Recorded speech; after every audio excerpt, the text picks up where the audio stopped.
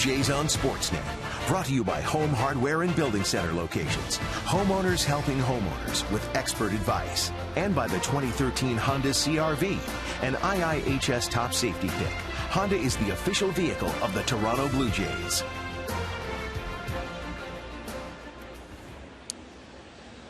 Welcome to Rogers Center. The Yankees are in town for the first game of 19 these two will play. Joe Girardi's ball club lost an extra inning game last night at home against the Arizona Diamondbacks.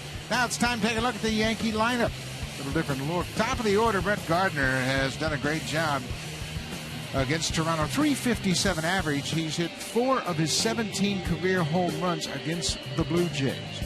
And then Ichiro Suzuki, he has worn out the Blue Jays over his career. He started in 2001 with the Mariners. He has a .340 career average, and he's 26 for 31 in stolen bases. Good speed, middle of the order for the Yankees. Brandon Morrow gets set for his 4th start of the season. He's allowed 2 runs or fewer in 2 of his 3 starts, but it hasn't received a lot of run support in those 2 no decisions this year. Last time out versus Kansas City, 2 runs, 6 innings pitched, another no decision. Blue Jays looking to win their first game with Brandon on the mound. Brandon Morrow, as Pat mentioned, had a good outing in Kansas City. First time he went 6 innings for the season. He'll look to build on that here tonight. Brett Gardner will lead things off, and Gardner is back healthy again and back in the Yankee lineup. First pitch of the ball game is outside. Gardner had elbow problems a year ago. He eventually had to undergo surgery in July and played in just 16 games last year. We have talked about that in the past with Brett Gardner, with him missing last year for the Yankees. He brought that element of speed where you could manufacture some runs last year, and that was missing. There's a strike. It's 2-1 to Gardner. Well, Brandon Morrow, like any starter, wants to get off to a good start and pitch ahead. We saw that last night with R.A. Dickey. How much easier it was for him when he threw that first pitch for a strike. 3-1. Yeah, he was good last night. He was all over that strike zone. Said he was getting close. Right now, it looks like Brandon Morrow's pacing himself. Ball really not exploding out of his hand like we have seen in the past. Trying to chase to it, might have been out of the strike zone. Full count. Brett Gardner is now 29 years old. He was a 3rd-round Yankee pick in 2005 in the June draft.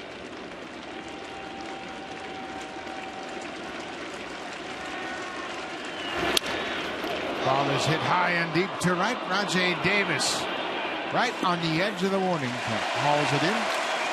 1 down. Take a look at the defense behind Brandon Morrow. Cabrera, Rasmus, and Davis in the outfield, left to right. Lori Kawasaki on the left side. Historis and Encarnacion on the right side. And Brandon Morrow and J.P. Aroncini make up the Blue Jays battery tonight. And since John Gibbons moved, Meiser Historis at second base, he has played much better. He's had 2 errors, both of them throwing errors when he was at third base, but he looks comfortable at second. If he can get to it, he'll make the out. Robinson Cano, very dangerous hitter. He's on fire right now. Cano has gone 14 for 34 in his last 7 games. That's a .412 average on the season, just under 300. 5 home runs for Robinson Cano. It's a Yankee team that hits a lot of home runs. They haven't put it all together, manufacturing runs and getting runs together. There's a ball headed to the gap, and that's going to get down and bounce off the wall. Cano breaks it down. He'll jog into second with his 1-out double. He was out here early working with Kevin Long, the hitting instructor for the New York Yankees, working on pitches on the inside part of the plate. That time that ball was up, and Cano with that classic left-handed swing powers the ball into the gap in right center field. Blue Jays have had success in the past versus Cano by jamming him with fastballs, but that time it was out and up over the plate. Cano hit 48 doubles a year ago. Kevin Long, one of the best hitting coaches in all of baseball. and he's had some pretty good pupils. Kevin Youkilis in his first year with the Yankees steps in with a runner in scoring position.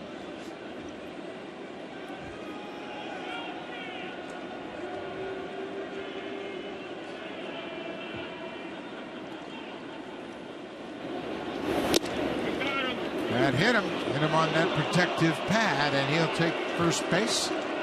Tomorrow has allowed a double and hit a batter here after 1 out. Just trying to ride that fastball inside. Youkilis gets hit on a good spot for him. Two-seam fastball. Just barely nicked that padded left elbow.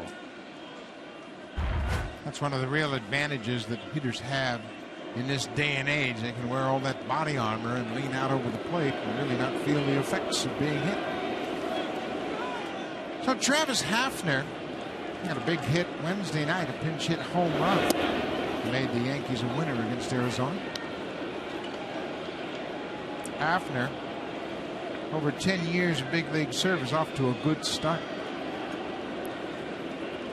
This might be a pretty good pickup for the New York Yankees. Everybody knows about the injuries that they've had this year.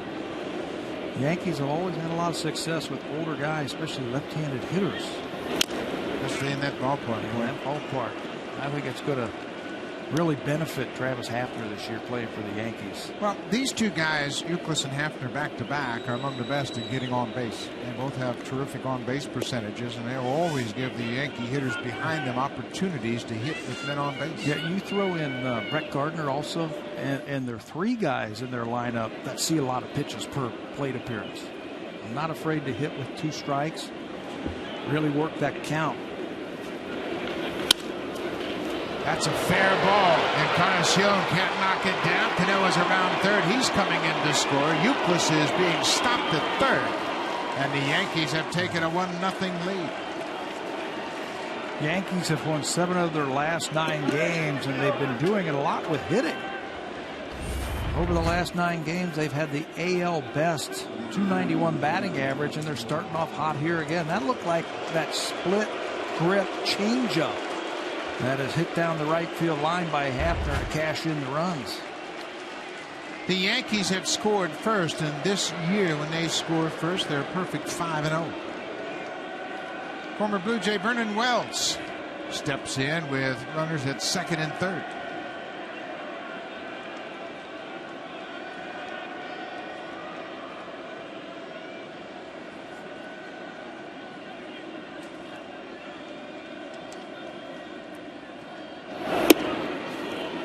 Ball is right at the top of the strike zone, but it's called the ball by Mark Wegner, the home plate umpire.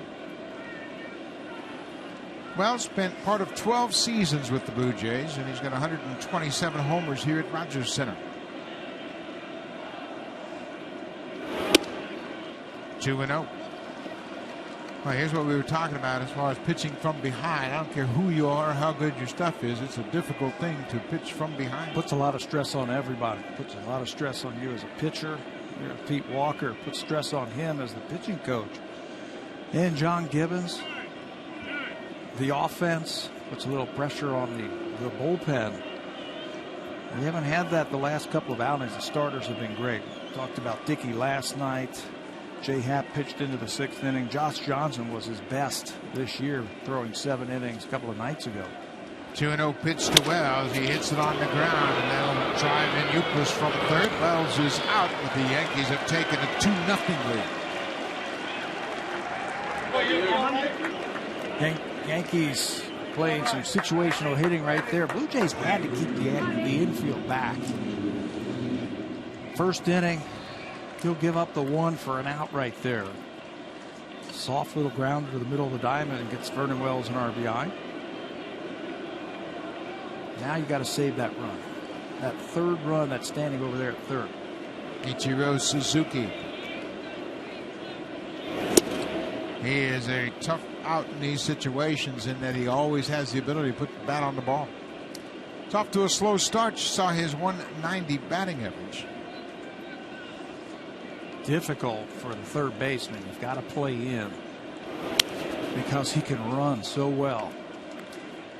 but has that ability to slap the ball right by you at third base.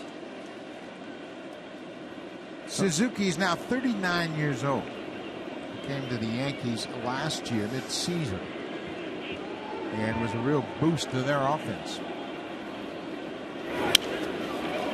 He really got on fire when the Blue Jays were in town. If you remember that, we had a big series with them. Had a doubleheader with him, and he went off in that doubleheader.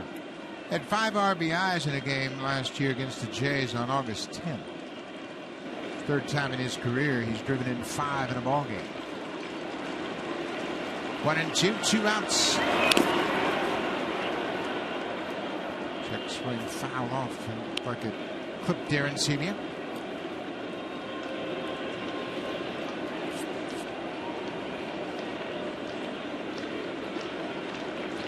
Got to save that run down to third with 2 outs. Travis Halfman doubled and moved to third on the ground up by Wells.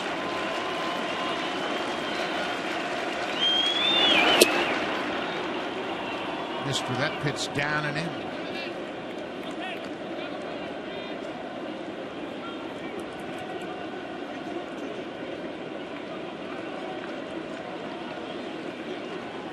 Full count, 2 outs. Yankees have scored 2 here in the first.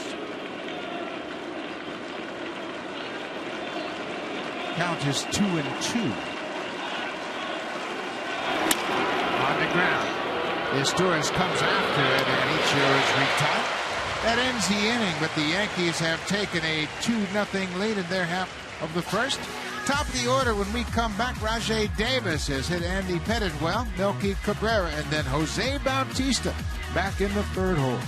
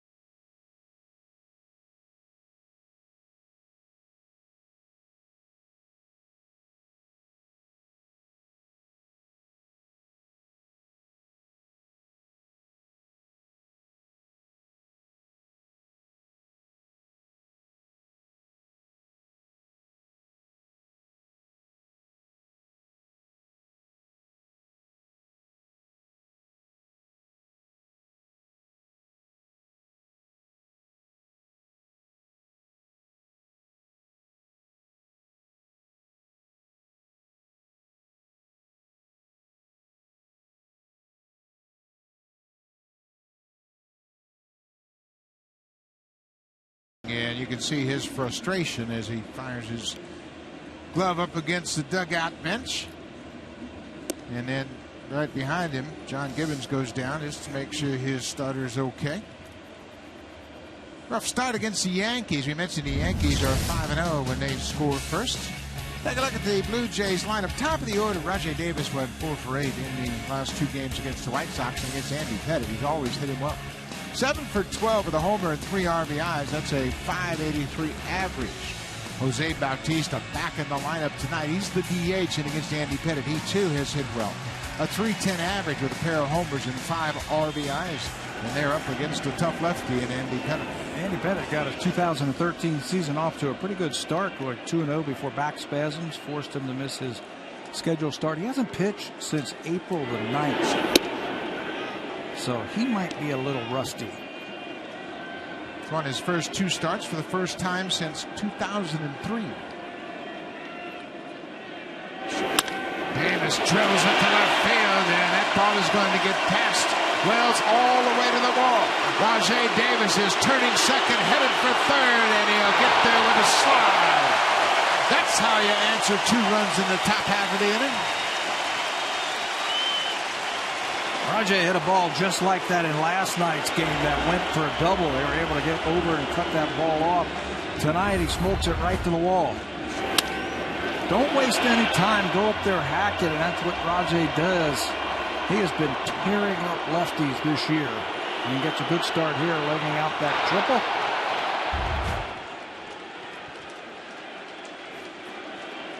Got to have a run now. Guys at third, nobody out. Melky Cabrera, the former Yankee, steps in. Cabrera just 1 for 14 in the White Sox series. Breaking ball on the ground, and that'll chase home Rajay Davis. So just like that, the Blue Jays get one back.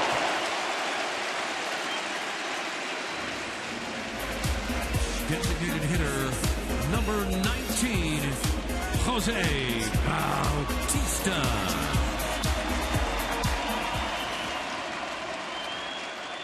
Bautista back in the lineup. Davis scores here in the first. It's a 2-1 Yankee lead.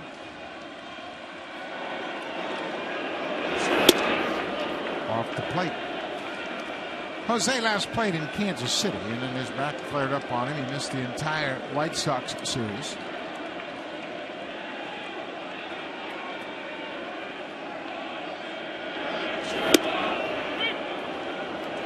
You heard some talk, Buck, that maybe his move to third base had something to do with that, and Jose says no.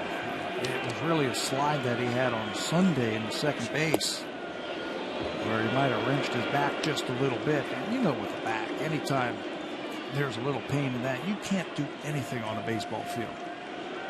And then to compound it, he got on the airplane for the long flight back to Toronto. 2-1 from Pettit. Downstairs, it's 3-1. The red-hot Edwin Encarnacion is on deck. Edwin went 8 for 14 against the White Sox in the 4-game series. Bautista takes the walk. Let's take a look at the defense behind Anthony Pettit. We mentioned Vernon Wells in left field. He's a 3-time Gold Glover. Brett Gardner's in center. Ichiro Suzuki has 10 Gold Gloves to his credit. Euclid Nunez on the left side. Cano and Overbay on the right side. Robbie Cano has 2 Gold Gloves to his credit. And Francisco Cervelli teams up with Andy Pettit. There's some real good second basemen in baseball. Ian Kinsler, Dustin Pedroia come to mind, but I think this guy's right here is the best. Robinson Cano, he can do it all. Great hitter, great fielder. You can't ask for him to do much more for this Yankee team. No, he has really been one of the best second basemen since he came into the league. Edwin Encarnacion having a good look at Pettit. It's a ball on the strike. Edwin is 9 for his last 17 going back to Kansas City. And that's a welcome sight for John Gibbons.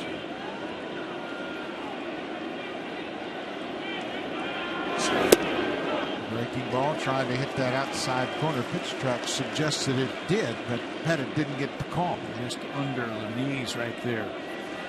Edwin has looked very dangerous at the plate. He started holding onto the bat again with 2 hands, and that has helped his swing. He's a little bit more compact.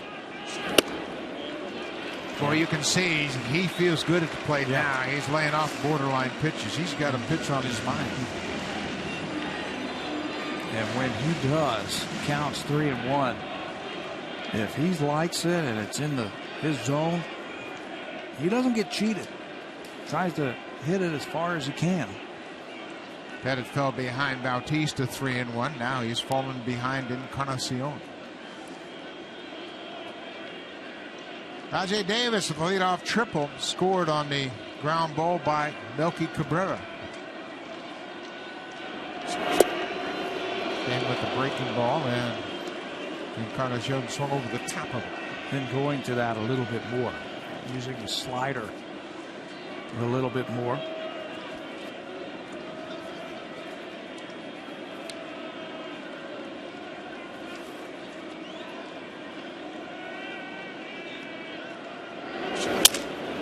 Right back to Pettit. A broken back liner, and that'll end the inning. Not much you can do about that. Pettit gets out of the inning, but the Blue Jays cut into the Yankee lead. Rajay Davis triples and scores. Edwin Encarnacion on the full count rakes his bat and lines into the double play.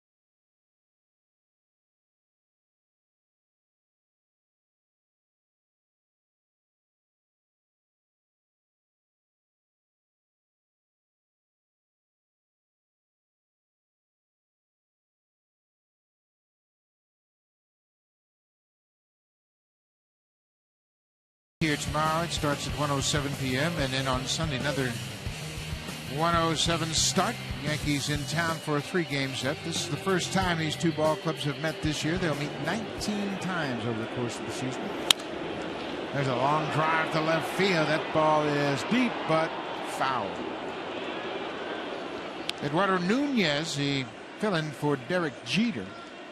And he's always been a pretty good offensive player. He's had problems more than anything throwing than fielding. Well, they tried him at so many different positions last year, tried to make him more of a super utility type of player for the Yankees. He had some starts in the outfield, third, short, second base, spent some time in the minor leagues also. Now, with the injury to Derek Jeter, in the announcement yesterday that Jeter will not be here until after the All-Star game, this is their everyday shortstop right here, and he can settle in there. 0-2. The slider is popped up. Aaron Sevia takes the mask off, moves under it, and Nunez is up. 1 down. Fans, it's time for our BlackBerry Sneak Peek Stat of the Game, brought to you by the new BlackBerry Z10, built to keep you moving. 2-strike sliders, and that has gone up this year for Brandon Morrow. With 2 strikes, about 48% of the time he's going to throw that slider. He threw one right there to Nunez. And it makes a lot of sense. He is a strikeout pitcher. His best pitch is a fastball, and it's 95, 96, something like that. But he gets a lot of strikeouts with that slider. Lyle Overbay goes after the first pitch. Melky Cabrera, a long run on the track in front of the ball and hauls it in. Overbay gave it a ride. Former Blue Jay making a bid for an opposite field home run. The fans have seen that plenty of times from Overbay here in this ballpark. You know, Buck, I keep watching the radar gun for Brandon Morrow, and that fastball just 90 miles an hour. I don't know if he's trying to pace himself. You see that ball going a little bit away from Overbay, and he doesn't catch it flush, so it stays in the ballpark. But usually Morrow sits at 93 or 94 and gets it up to as high as 97. Yeah, I think he was 97 at times in Kansas City. So here's the catcher, Francisco Cervelli. Cervelli's done a good job coming up with some key hits. He's already driven in 7 runs. This was thought to be a real concern for the Yankees with the departure of Russell Martin behind the plate. I think it always will be until a young player proves that he can play every day. Cervelli has had some flashes of good streaks in the major leagues. Chris Stewart and Cervelli battling for playing time, and so far Cervelli has the upper hand. This is popped up and reached the seats. Cervelli's now 27 years old. He comes from Venezuela. He had a game-tying home run last night against Arizona. It came in the 9th inning to push the game into extra innings, but Arizona would score 2 in extra innings to win it. Yeah, excitable guy, and he won't get cheated at the plate, even with 2 strikes from Brandon Morrow. He'll swing hard. Boy, Morrow's not getting many close calls at all. And the fastball still curiously just in the low 90s.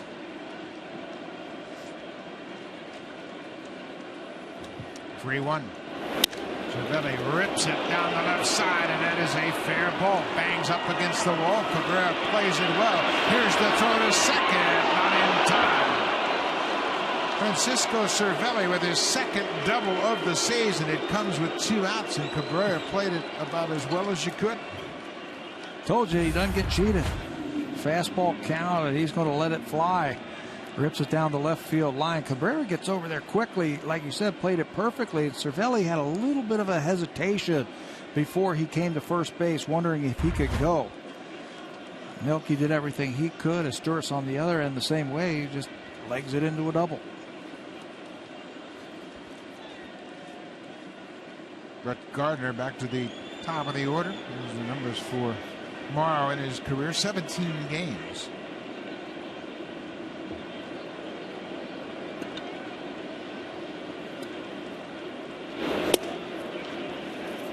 Looks like he's just feeling for that outside corner with that off-speed pitch. You mentioned the velocity. Last time out in Kansas City, he averaged 93 with the fastball and hit 96. I haven't seen that yet here in the first 2 innings. And you hear pitchers talk about getting loose. They can't get loose. That's what it looks like here. Now, we'll watch for a couple of innings and see if he does get loose and let it go. But you just don't see that oomph on his fastball that we've seen in the past. 2-0. Cervelli at second. Just off the plate. Aaron Sebia is going to take a trip to the mound. You know, it's really not unusual. I mean, we talk about starters all the time. They make 32, 33 starts over the course of the year, and every once in a while you're going to go out there and take an inning or so to get your rhythm into the flow of the game. It didn't take those guys long to get into their rhythm. They got here early. Tell you what, that's a good vantage point out there in center field. Good crowd on hand. First of 3 against New York. You know, we saw that last night with Chris Sale. He wasn't right the first couple of innings either, but then he got on track and shut down the Blue Jays as he pitches 7 innings. Same thing looks for Morrow. Just doesn't look right. He has fallen behind, and that's always going to create problems. He's only thrown 3 first pitch strikes to the first 10 batters.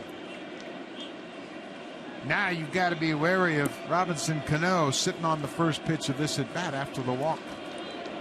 Cano doubled and scored in his first trip to the plate.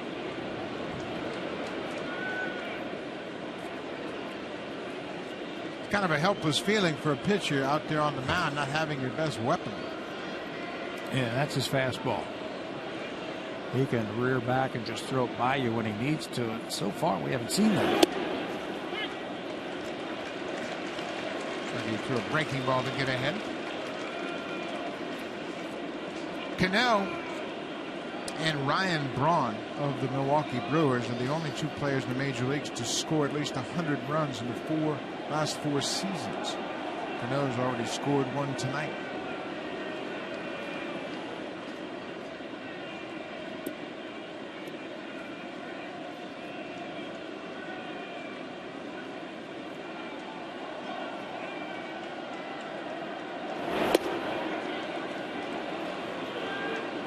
Morrow missed the outside corner, and he just hasn't been able to bury that fastball down in the bottom of the zone like we see so often.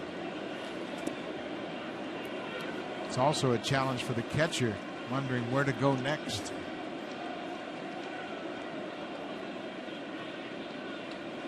Ball on the strike. Cano hits it hard to center field. Rasmus backs up. He gets there and makes the catch. The Yankees strand a pair. It's a 2-1 Yankee lead. JP Arencibia will start the second. And Brett Lawrie looking for his first hit of the season. And Colby Rasmus.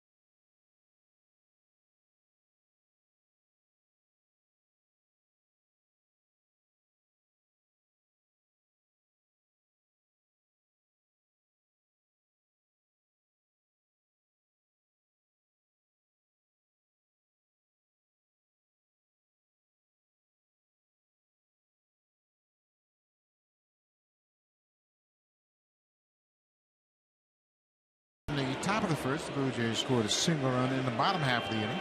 J.P. Arencibia to start things off for the Jays. Mark Wigner's got a tight strike zone. Pettit didn't get that call.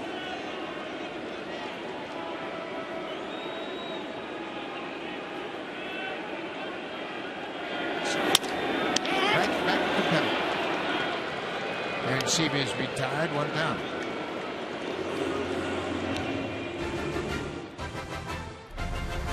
Blue Jays on Sportsnet. Brought to you by the 2013 Honda CR-V, an IIHS top safety pick. Honda is the official vehicle of the Toronto Blue Jays.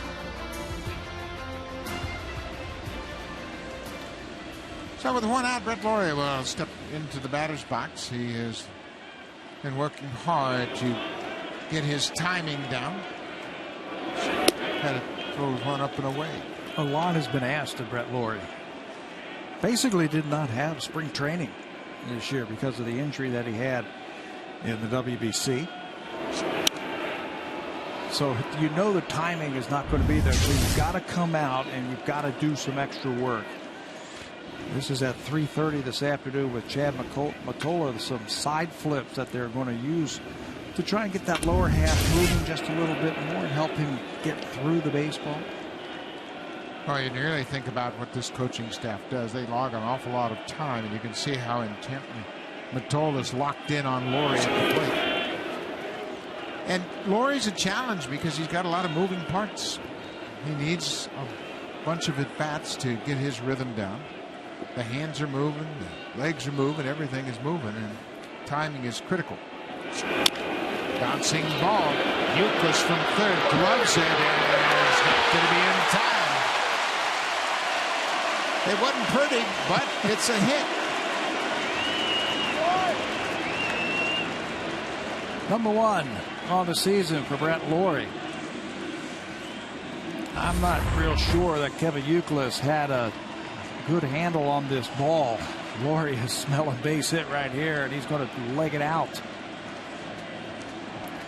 How about that? Whew, got one. I got a batting average now.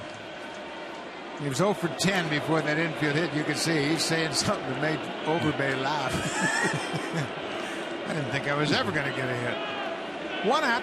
Colby Rasmus 0 for 2 against Pettit lifetime.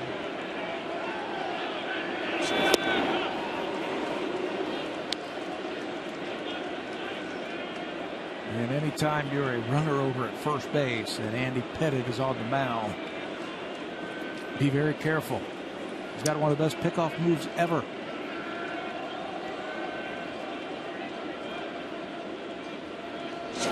Rasmus fouls it. 0-2. Pettit has 104 career pickoffs. That's the most since it became a stat back in 1974. It wasn't an official stat until 74, and Pettit leads the pack. It's a healthy lead by Laurie, but he just doesn't have it. He doesn't have a gauge on Pettit's move and throw over to first base. Yeah, you can get a big lead like that if it's a one-way lead, and that one way is back to first.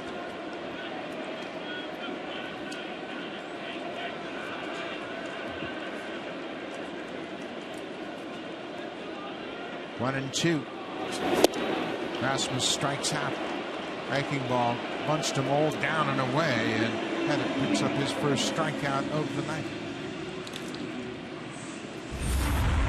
He will go to a slider when he has 2 strikes, and Rasmus comes up empty, swinging on that one. Pettit has changed a little bit now as he has gotten older, and the types of pitches he likes to use with 2 strikes. It's all about adjustments, and there was a time that he could run that fastball up there in the mid-90s, and that's not the case anymore. He could cut the ball in on the right-handers also. Meiser restores the second baseman. 0-2. Mentioned Andy Pettit won his first 2 starts and then dealt with some back spasms.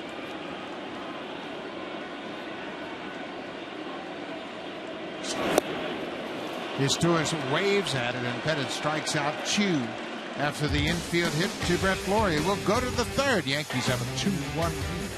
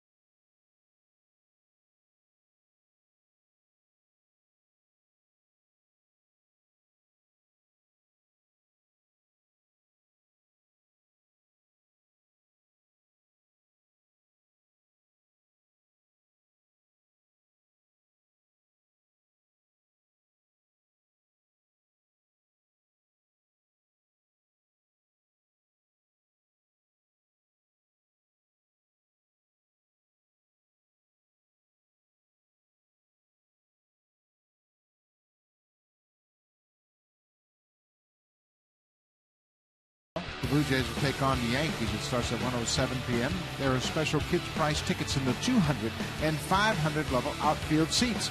After the game, kids 14 and under can run the bases just like the pros. Call the Blue Jays for tickets at 416-341-1234. You can always log on to BlueJays.com to order your tickets or stop by most Rogers Plus locations. Kevin Youkilis was hit by a pitch and he came around to score in the first. Is popped into right field. Davis has plenty of room. One down. It'll be interesting to keep an eye on Brandon Morrow and see where that velocity is this inning. Sometimes it'll come around. Other times it's going to be one of those nights. Yep, and you're going to have to pitch. You're going to have to change speeds. You're going to have to hit your spots. Pitch backward if you have to. Brandon Morrow's never been a guy you've had to pitch backwards with. Throw breaking balls and fastball counts and vice versa. He's always had that outstanding stuff. And he's had great numbers in his career versus the Yankees. Travis Hafner had an RBI double in the first.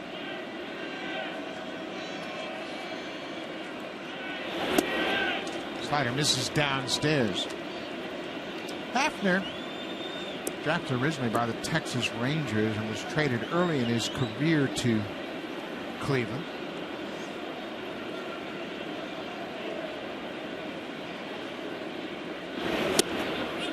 Now there's a good fastball, and that's where he needs to be with that fastball, right down around the knees. That was his best fastball of the night right there.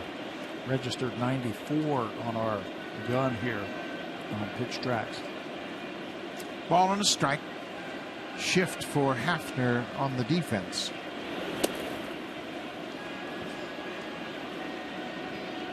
And you see Brett Flory out in shallow right. There's just a few players that the Blue Jays have said this year they're going to shift on. David Ortiz is one. Travis Hafner is another one. We just saw Adam Dunn in the last series. Blue Jays shift on him. They were one of the biggest shifting teams, I guess you would say, in the American League last year. And it saved them a lot of runs. I think they had the second most runs saved by overshifting last year. And John Gibbons has really kind of put it into players' hands most of the time just to pay attention and put themselves in the right spot. Hafner crosses him up and goes opposite field. Melky Cabrera looking up. Home run, Travis Hafner.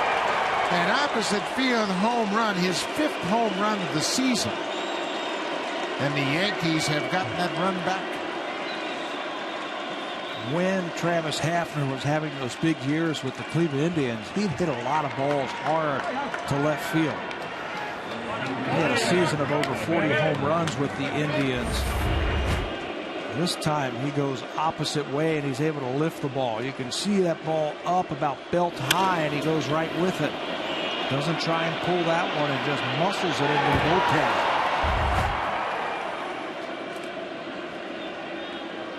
Vernon Wells. A strike with a changeup. Wells grounded out to second base his first time up, picked up an RBI. Drove home Kevin Euclid from third. A base hit, skipped off the mound, goes into center.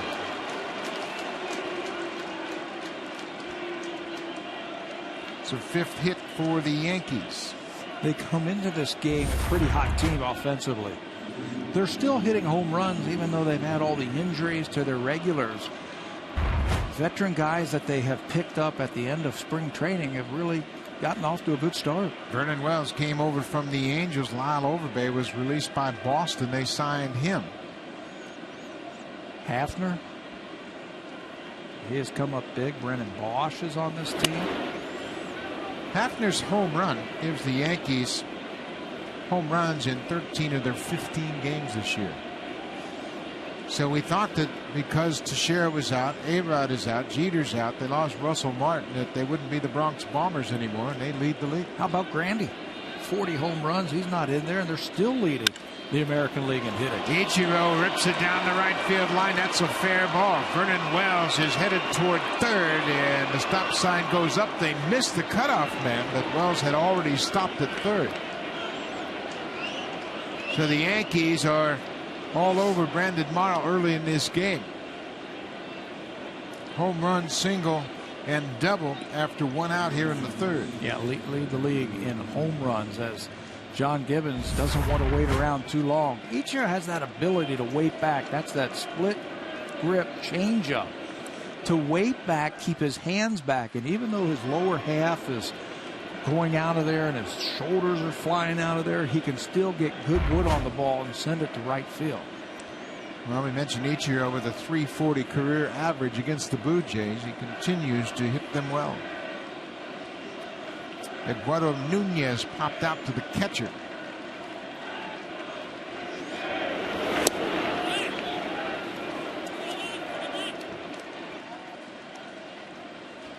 Neither pitcher has gotten too many borderline strike calls. No. Hitters will pick up on that. And if they feel like there's a tight strike zone, they will wait for one in their groove and let it go.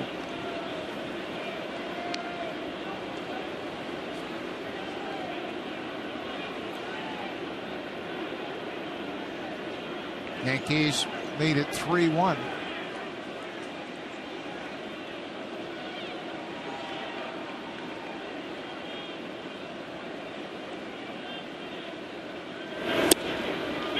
There's a strike on the outside edge.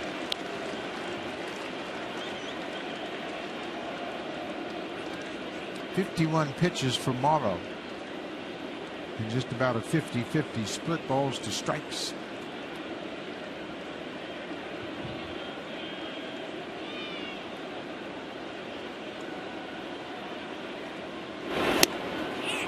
And a slider that Nunez swings right through. Brett Cecil is loosening up in the Jays pen.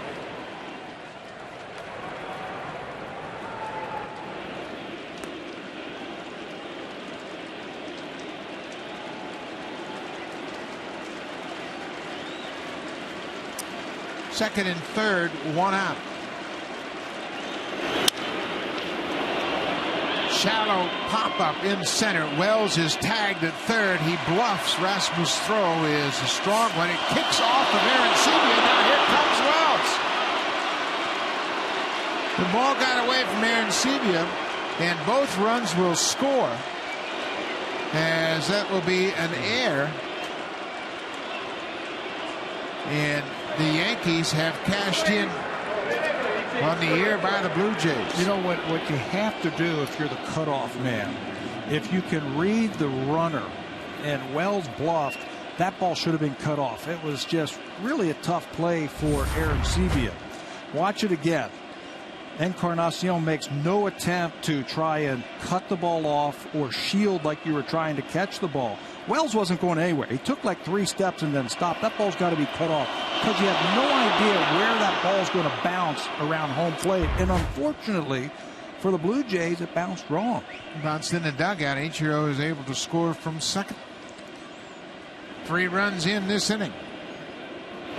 Now the ruling is on a throw from the outfield. If it ends up out of play, like in the dugout or someplace like that, or the stands, it's 2 bases. So Ichiro's at second base. That's why he is allowed to score. Yeah, any thrown ball on the field that goes out of play is 2 bases. So Ichiro scores from second. The air is charged to Rasmus. Lyle Overbay, the first baseman. Ichiro doubled. Hafner homered, Wells singled, then Ichiro doubled, and then they scored 2. Probably not going to be a sacrifice fly for Nunez because Wells had stopped. So it'll be a fly out to the center field on your scoreboard.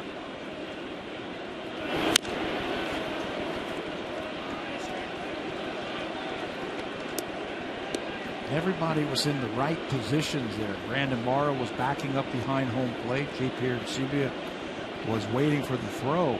Just needed to be cut off right there. It certainly looked like a ball he could cut. But yeah, you watch the throw and you watch the runner. And if he holds up, just cut it off. Overbay is caught looking at strike 3, but the Yankees put a 3 spot on the board in the 3rd. Take advantage of a Blue Jays error.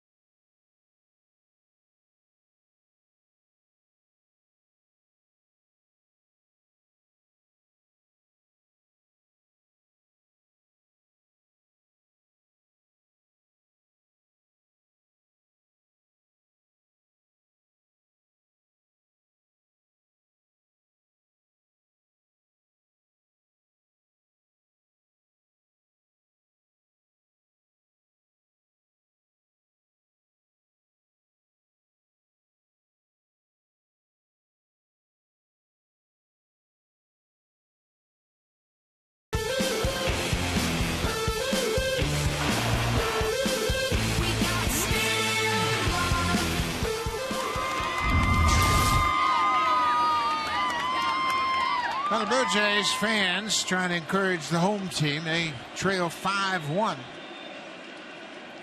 Andy Pettit on the mound delivers the first pitch to Munenori Kawasaki.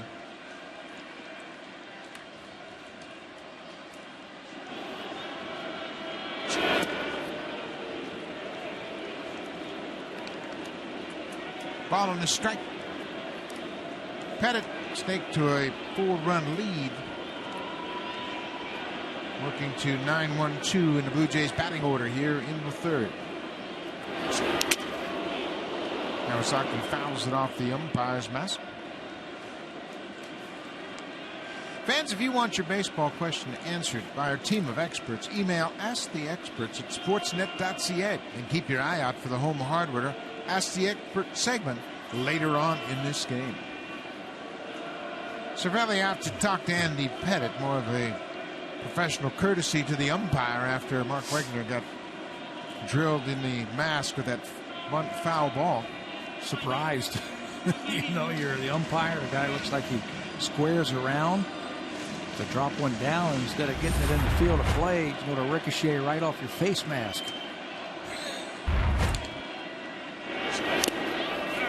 Kawasaki strikes out. Foul chip held on to by Cervelli. 3 straight strikeouts now for Pettit. Got Rasmus in his stores to end the second and gets Kawasaki to start the third. All breaking balls. Looks like he is using the fastball early in the count and then going to the number 2 later on to finish it off. You know, he is just a smart guy. We mentioned that he's 40 years old. He's been pitching forever. And his secret to his success is he feels he understands his body a little bit more. His mechanics are impeccable. And his command. He says, doesn't matter how hard you throw. If you have command of 3 pitchers, you get big league hitters out. And that's what he has done this year. Tajay Davis tripled and scored in the first, and he has hit Pettit hard throughout his career. He's now 8 for 13 against the Yankee left-hander. His average up over 300. He's in the hole. Trying to use that backdoor cutter. I spoke to Rajay about Pettit earlier this afternoon, and he said, you know, he's changed a little bit. He'll throw that backdoor cutter a lot with 2 strikes, and that's what he did right there. Back in the day, it was inside to the right-handers, and he'd throw it to your back shoe. Now he has the ability to go outside with it.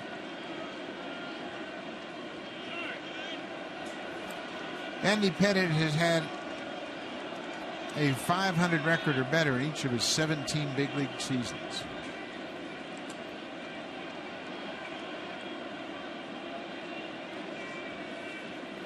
One and 2 to Davis. Cut on and missed. 4 in a row. Struck out by Pettit. And what is the primary job of a starting pitcher? Win ball games, just like you were saying.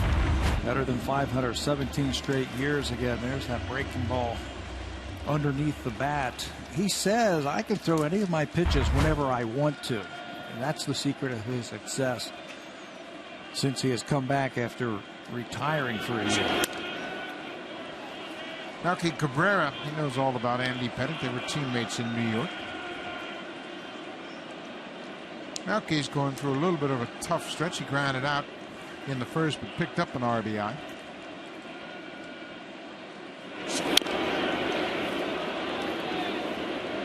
Pettit just makes you take funny swings.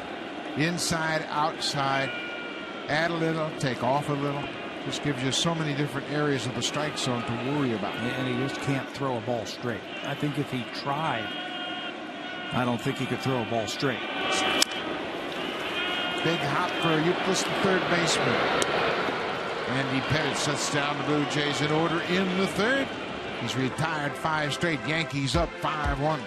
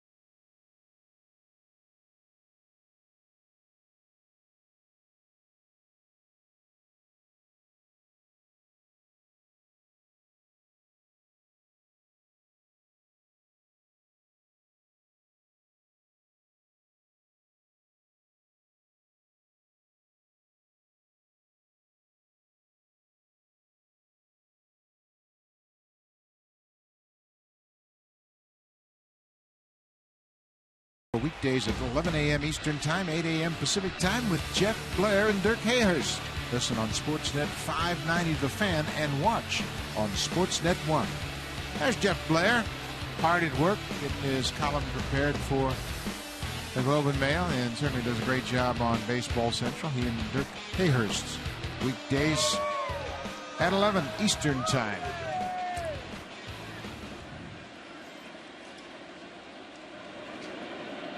Francisco Cervelli, the number 9 hitter. Well, you mentioned it, Cervelli. He does not get cheated. Nope. A lot of the Yankee hitters, they're all cut from the same cloth. They've got great strike zone awareness. They like to take a lot of pitches. Not this guy. He's going to go up there and he's going to be swinging. He's not going to get cheated. A big home run, like you mentioned in last night's game, that sent it to extra innings. And I like his quote afterwards. He said, "Yeah, I hit a home run in the 9th inning, sent it to extra innings, and we lost. The main thing is to win. If I hit 3 home runs and we lose, it's not worth it." It's the first time Joe Girardi's Yankees have lost a game in which Francisco Cervelli had homered. We're 6-1 now in games that he's homered. He didn't hit many of them, but most of them have an impact in the outcome. Favorable way for New York. And there were some question marks, I think, at the beginning of this season when Russell Martin left. You know, who was going to take over as catcher? Cervelli an everyday guy, or Stewart the everyday guy? Joe Girardi's done a good job of mixing both of them in there. Morrow strikes out Cervelli, and that's how the top of the 4th begins. Tough stretch on the schedule. That's the first of 19 against New York, but the schedule for the Blue Jays is heavily loaded with AL East teams. After this series, the Blue Jays will go to Baltimore, take on the Orioles, and then right back against the Yankees at Yankee Stadium next weekend. The only teams other than an AL East team that the Blue Jays will face until June the 1st is Atlanta, San Francisco, and Seattle. Everybody else is within the division. Oh, that's good. Atlanta's, they're not playing very well. 13-2. Maybe they'll cool off by the time we see them. Well, one good thing, they can't get any hotter. What a great start to their season. Atlanta, really kind of a surprise in my mind. Really? I just think not having Brian McCann, I thought that was going to be a concern. And we know they got good pitching. Gardner with a big cut. I just didn't know that Justin Upton would get off to such a great start. I kind of thought it might take him a while, but boy, he stepped right in there and took off with the Braves. Were you taking into consideration the Chipper Jones retirement factor? Yeah, that had something to it. A lot of people have thought about that too. Chris Johnson's done a good job filling in at 3rd. Well, it's a simple formula. Well, not so simple to go out there and do, but a simple formula that they have. Just get the lead late in the game and turn it over to that fantastic bullpen.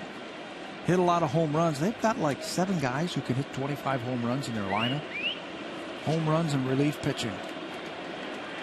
Going to win you a lot of games. They've hit 29 home runs already this season. Gardner strikes out. Brandon Morrow.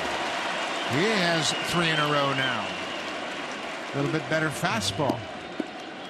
You know, mixing it up too. And that time it looked like he wanted to go up against Brett Gardner, and he just couldn't catch up to it. Threw a couple of fastballs by him in that at bat, and then you mix in that breaking ball, he'll be just fine.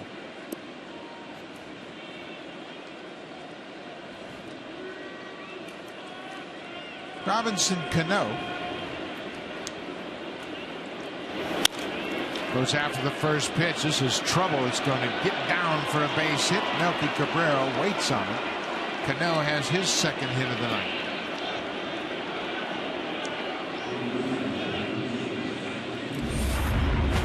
Here is the pitch. Watch where it is on the inner half, and this is what he was working with Kevin Long earlier this afternoon. Fastballs on the inner half. You see they got that screen set up there so he keeps his hands inside the ball and the barrel comes through. Kevin Long fires that ball on the inner half, trying to shorten up that swing and make sure your hands stay inside the baseball. It's an interesting drill. They set up that screen so Cano won't extend out of the plate, keeps his hands close to his body, and really fires that barrel through the zone. You know, it also keeps you from going around the baseball. You don't want to go around the baseball and hook the ball. You want to go through it. And it's a great drill. Take a look at it one more time. That's that screen set up on the outside part of the plate. So if you reach out away from your body, your bat's going to hit that screen. And you can see how short that swing is from Robinson Cano.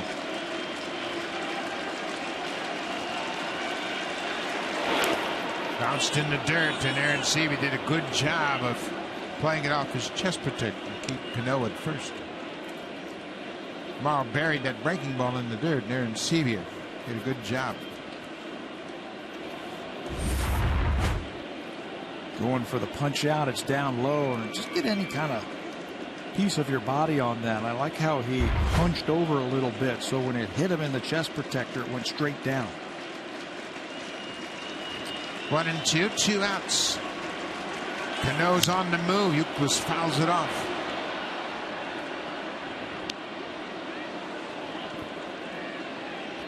Cano doesn't run a lot, but felt like that was a good time to try to steal a bag. Guessing that Brandon Morrow was going to throw another breaking ball, maybe try and bury it out of the strike zone.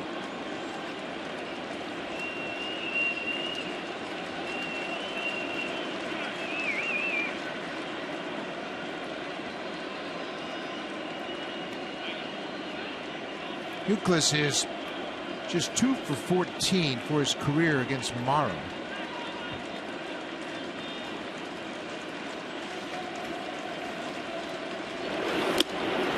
He goes around. Make that 2 for 15 as he strikes out. Morrow strikes out the side. Now it's up to the hitters to get back in this game. It'll be Bautista, Encarnacion, and Aaron Seavey, meet of the order for the Jays when we come back.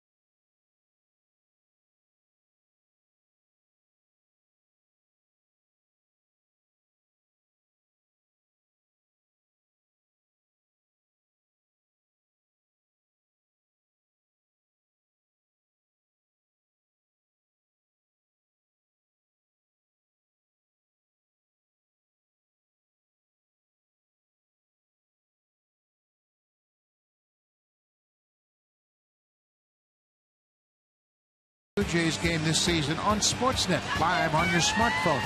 Visit RogersAnyplaceTV.com/sports to get started. Good Friday night crowd on hand here at Rogers Center. Jose Bautista back in the lineup after missing 4 straight with a back problem.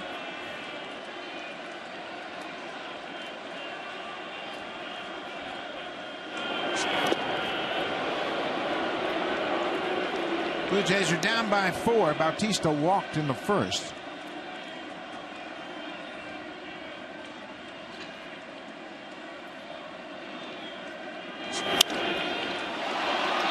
Pops this one up into right. Suzuki moves underneath it, 1 down.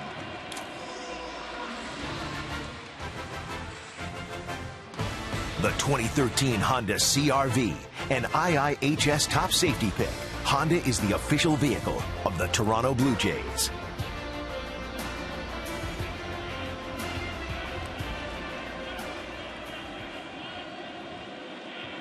Indoor baseball here at Rogers Center. A little cool this afternoon, about 45 degrees. It's cooled off a little bit tonight. Kind of drizzling all afternoon here in Toronto.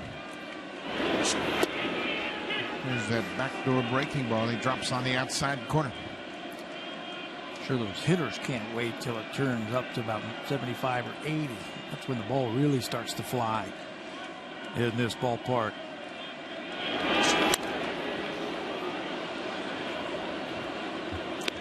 Andy Pettitte is the only pitcher drafted by the Yankees to win 200 games in the majors. All those great teams. They've drafted a lot of great pitchers, and Pettitte's the only one that has 200 career wins. Now, I know the draft was in 1965, yep. So it's only from that up. But they had great teams in the 70s and in the 90s. Ron Guidry was one of their drafted players. Pettitte's the only one, the only pitcher drafted by the Yankees to have over 200 career wins. He won 21 games in '96 and led the AL in wins, finished second to Pat Henkin in the Cy Young voting. Pat's now out in the bullpen. Pettitte is still pitching. And then something. Wow. And he took a year off. He felt like he had had enough baseball, and then once he sat home, he said, you know what? I still think I can do it. Boy, Carnacion fouled that ball off his foot, and it looked like he stepped right on top of it. It was laying on the ground. We were talking about how he'll throw that breaking ball inside, so it's right towards your back foot. And that time Edwin swung over the top of, tipped it. It looked like it went right off his back shoe, and certainly it did. Wow. 1-2. Outside. Well, Pettitte works you all over in that zone. Inside, outside, couple down the middle, but he's changing speeds and changing location with just about every pitch. Went back and looked at his last start. That was 10 days ago with the Yankees versus the Cleveland Indians. He threw a lot of fastballs and sliders. There was a big number for him, the variation of the miles per hour between the slider and the cutter.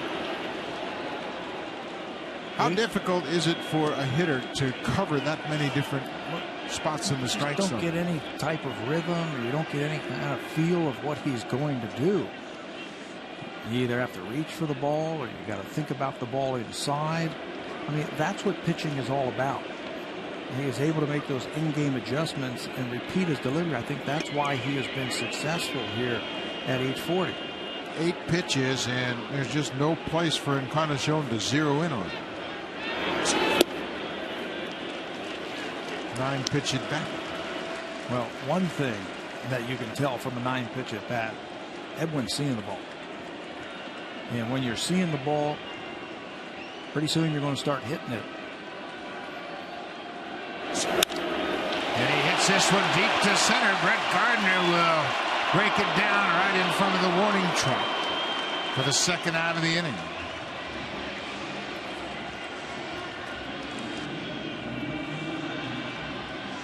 That is what is called making the adjustments and moving the ball around the strike zone. You see pitch 1 was in against Encarnacion, and then the last one was down, but all in between.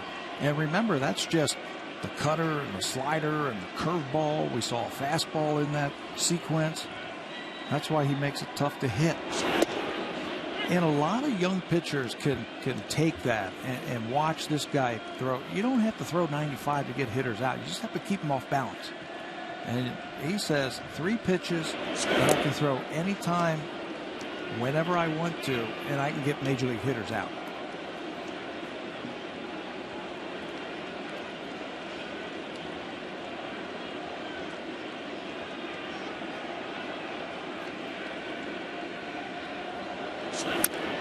Sevier hits it off the end of the bat. That last start I was talking about the Indians 10 days ago before he hurt his back. His cutter, the average speed on his cutter was 89 miles an hour. Now he's got a pitch that's just like that. His slider averaged 83 miles per hour. That's a good difference for the same type of pitch. Aaron Sevier chases a high fastball. Andy Pettit has settled in nicely. Middle innings. Blue Jays are down 5-1. Now it's time for a Blue Jays Central update. Here's Jamie Campbell and Greg Zahn in the Blackberry Broadcast Studio.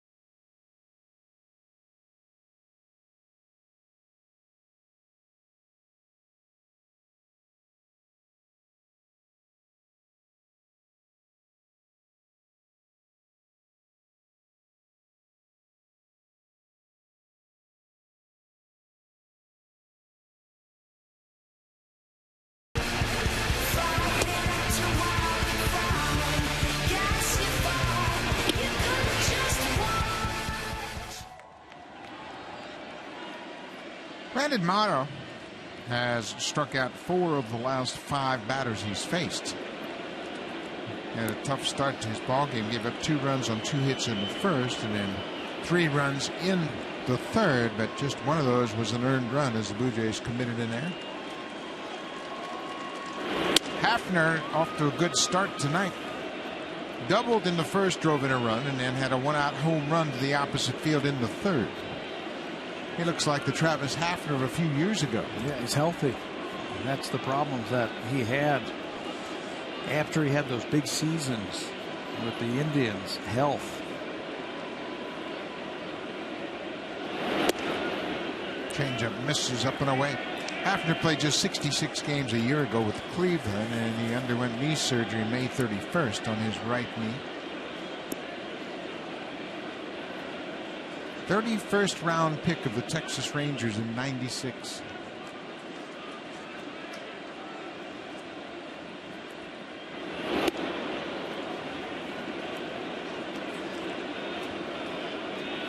Morrow missing with all 3 pitches up out of the strike zone. 3-0, and I'd be careful on this pitch. Appeared to be taking all the way. It's a strike. Thought they might turn him loose also. Why not? He had a double and a home run his first 2 at bats. Seeing the ball quite nicely.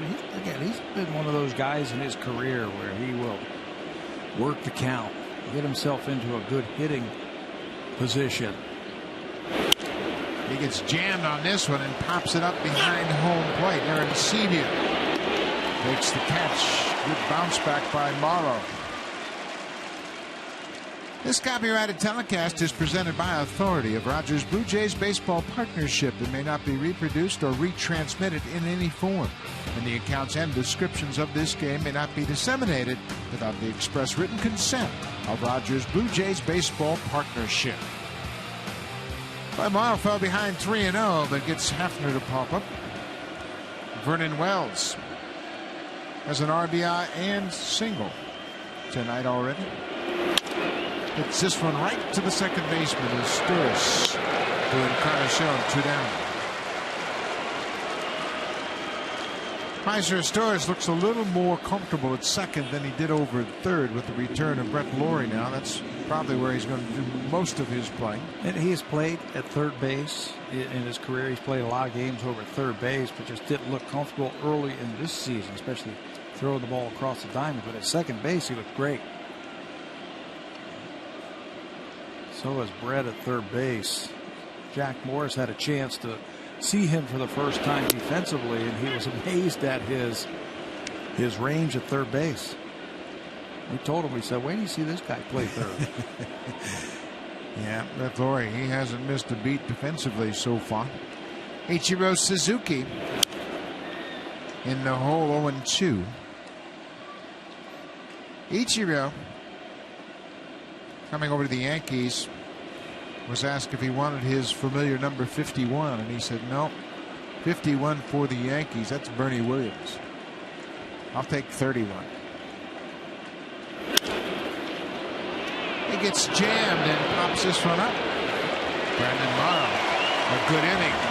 Just 9 pitches, and he dispatches the Yankees in the 5th.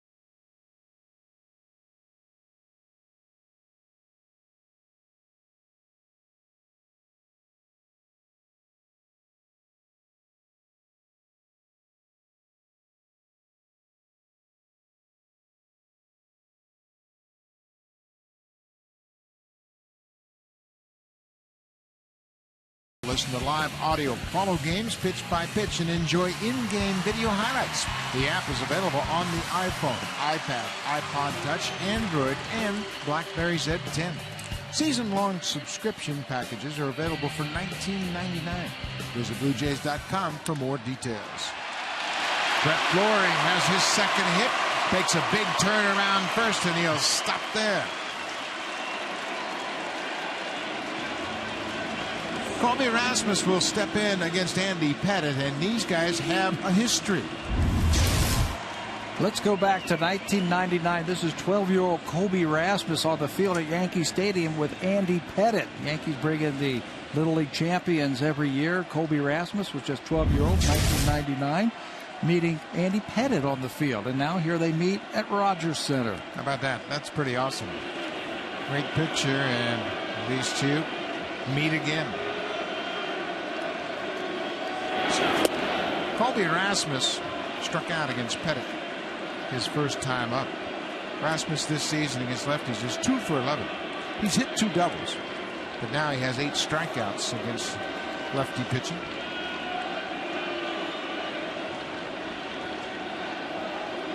You know, I'd hate to take a strength away from Colby Rasmus, and his strength is yanking the baseball.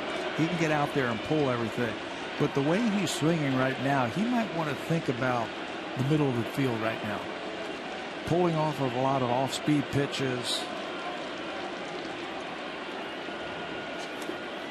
Bounced in the dirt. And that's why Pettitte will feed that to him.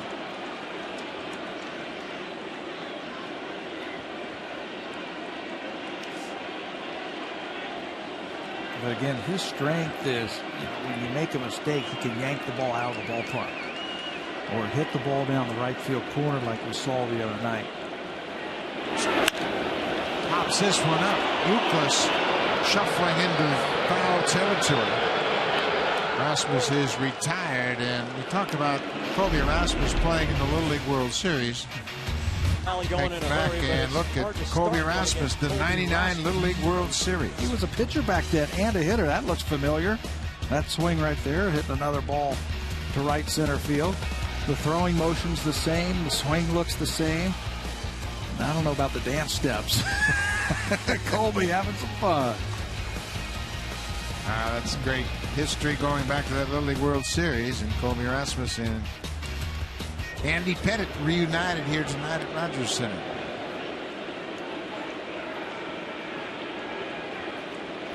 Meiser Astoris, second baseman. Brett Laurie at first with his second hit of the night.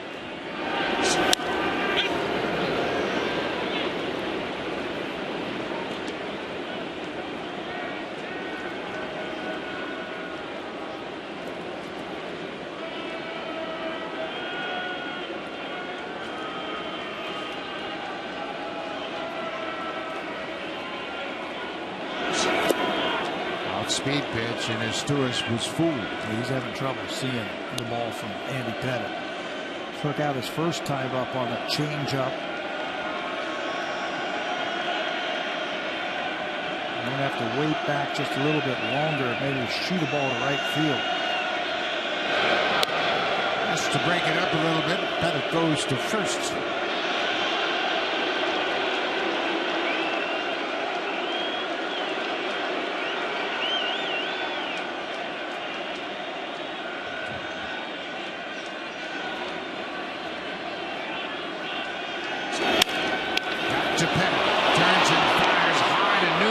Steps on the bag and goes to first for the double play. Second double play the Blue Jays have hit into tonight. We'll go to the 6th, 5-1 New York. Headed to the top of the 6th, and here comes the Home Hardware Cleanup Crew, brought to you by Natura, Home Hardware's exclusive line of safe, environmentally protected cleaning products.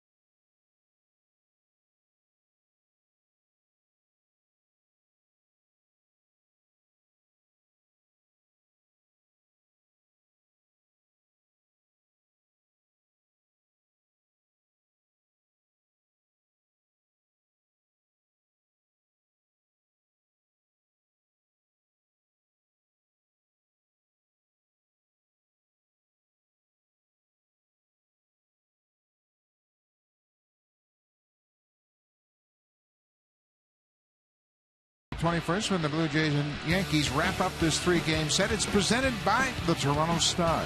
The first 20,000 fans will receive an Edwin Encarnacion bobblehead. Call the Blue Jays for tickets at 416-341-1234. Log on to BlueJays.com or stop by most Rogers Plus locations.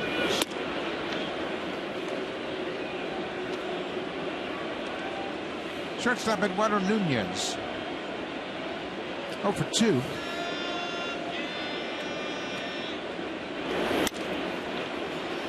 This should reach the seats. Encarnacion over to give it a look.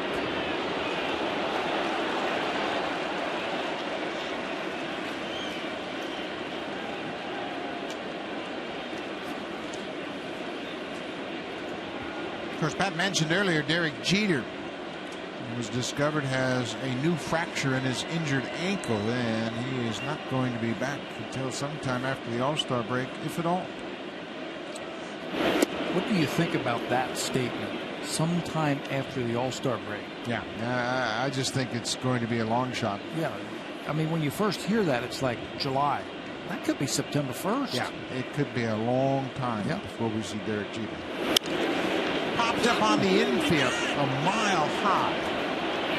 Kawasaki is Torres, and it's his Torres, and they didn't communicate very well there. Nunez is out on the pop-up, and we talk about injuries, and the Blue Jays have had their share of injuries, but this is something that everybody has to deal with. And they have lost some key guys. You mentioned Jeter. Curtis Granderson broke his arm in spring training. A-Rod's had hip surgery. Mark Teixeira has a wrist problem, and Joe Girardi hasn't had his frontline staff at all. While Overbay drills it high and deep to center, and this ball is gone. Overbay hit one to the wall in left field back in the second, and here he goes deep to center. His second home run of the season. Well, there's something to be said after you leave a team, you come back and you try and do something positive against them. Try to prove that they made a mistake when they let you go for Lyle Overbay. It's been a long time since he played for the Toronto Blue Jays. He hasn't forgotten how to hit in this ballpark here. That ball down and away. He's always been a guy who's had a lot of extra base hits. Goes right with that one. You mentioned the one he just missed his first time up in the second inning. He doesn't miss this time. Overbay played with the Blue Jays from 2006 through 2010. He had 83 home runs as a member of the Blue Jays with a .268 average. His swing looks pretty good. We've seen him free at bats tonight, and he has always been a guy that's got good opposite field power. That was a good pickup by the Yankees at the end of spring training after the Red Sox let him go. There was thoughts of Juan Rivera playing first base for the Yankees. He was released right at the end of spring training, and they got him from the Red Sox. That was a nice move. He didn't sign until March 26th. Number 9 hitter is Francisco Cervelli. 6-1 New York.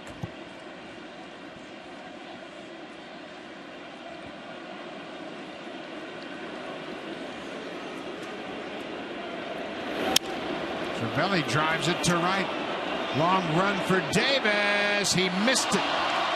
He tried to slide to break himself before he hit that wall, but reached for it and missed it, and the ball bounced out of play. It'll be the second double of the night for Cervelli. He had a play like this a couple of nights ago where he ran a long way and was unable to come up with it. That's a catchable ball in right field. Dealing with the walls, got a couple of feet out there. Brandon Morrow was hoping that he could come up with that one.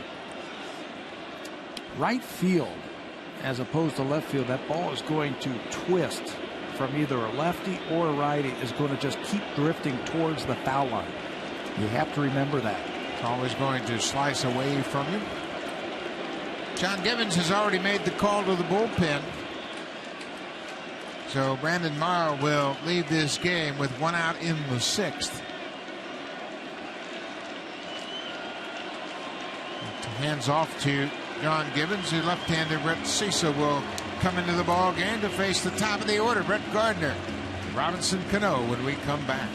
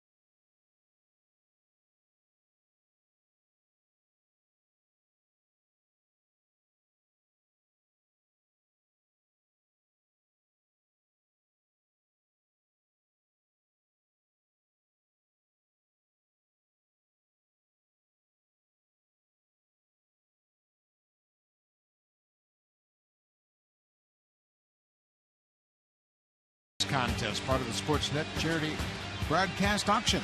Make a donation of $50 or more to the Jays Care Foundation before April 24th, and you'll automatically be entered into the all-access contest. You could win the ultimate Blue Jays experience. Also, an opportunity to throw out the ceremonial first pitch before a Blue Jays game, a batting practice visit, and a meet and greet with John Gibbons. For more information, visit bluejays.com/broadcast auction. Wednesday, May 1st. Brett Cecil comes on in relief with one out here in the 6th and a man at second. Last time we saw Brett was on Sunday, the last day of that road trip in Kansas City. He's had a couple of days off. He's gotten off to a really good start. 7 games, no record, no earned run average either. And he's done a very nice job so far in the early goings versus lefties. Lefties hitting .077 against Brett this year. His fastball's got a little bit more to it than what we have seen over the last couple of seasons. Brandon Morrow goes 5 1/3 and is charged with 6 runs so far. Cervelli at second is his responsibility. Cecil has been effective because he's been aggressive, pitching ahead. He had a great 4-pitch strikeout of Mike Moustakas in Kansas City when he came on with 2 outs and made quick work of the lefty. Yeah, he used his fastball in that series. Went back-to-back days and had strikeouts in both of those. There's a 94-mile-an-hour heater that Gardner is late on. This is the difference in Cecil working out of the pen. He knows he's not going to be out there for an extended period of time like when he was a starter, so he can air it out. Yeah, you don't have to worry about 3 times through the lineup. You can go an inning or 2, or you can pick your spots and maybe just use them against the left-hander. Gardner drills this to center. Rasmus is not going to get it. It bounces off the wall up against the fence. Cervelli is around third. Gardner is headed for third. Here's the throw. Not in time. Brett Cecil comes in and gives up an RBI triple to Brett Gardner. Cervelli scores. First triple of the season for Gardner. He can run, and if you make a mistake, he's got a little pop in his bat. Outfield was shallow against Gardner, not thinking they can drive a ball over his head, and he got a hold of that pitch. Drove it to center field and that great speed.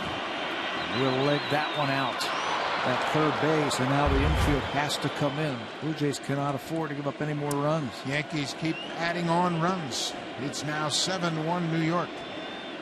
Robinson Cano 2 for 3 already. Infield is in. Cecil gets ahead of Cano. Yankees lost last night in 12 innings. They lost 6-2.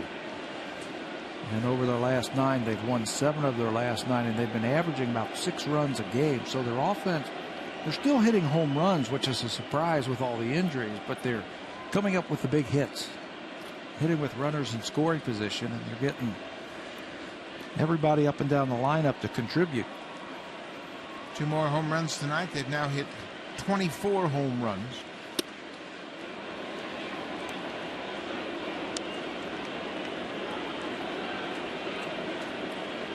Ball on the strike. This perfect time to bring Cecil in with Gardner and Cano, 2 left-handers with a chance to get out of the inning, but Gardner messed up that strategy with an RBI triple.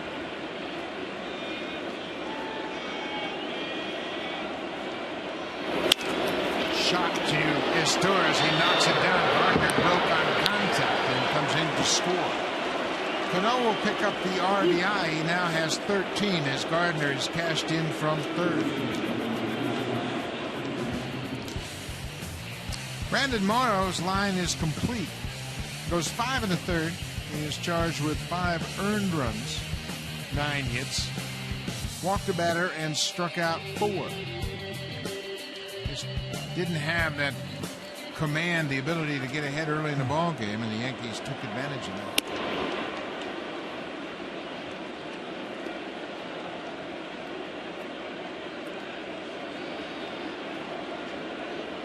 Kevin Youkilis. 2 outs. second 3-run inning of the night for New York. They scored 3 in the third. Now 3 more here in the 6th. Boy, it has been a tight strike zone all night long, but Mark Wagner has been consistent. He's been tight with Pettit as well. Yeah, both teams. And that's all that you can ask for.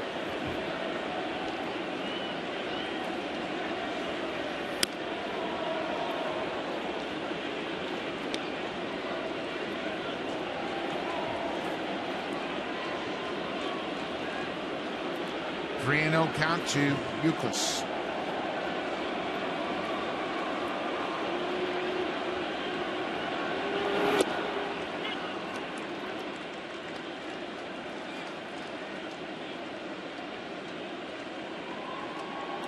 Travis Hafner's on deck.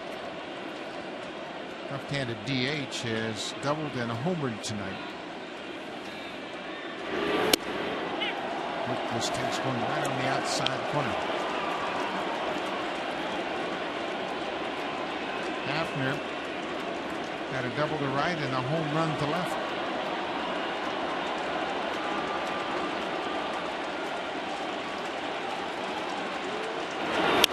Breaking ball is fouled out of play. Blue Jays had just 4 hits in last night's game in a winning effort against Chicago. Tonight, just 3 hits. The offense just hasn't kicked in yet. Yeah, shut out 2 nights ago against the White Sox. And what were we saying before the game? They've won a game with 2 hits this year, and they've won a game with 4 hits this year. It's a good offense, just hasn't found its way yet. Euclid hits it high into left, but that'll stay in the yard. Melky Cabrera shuffling back. The inning is over. But the Yankees had 3 more runs. They've taken an 8-1 lead. We head to the bottom of the 6th.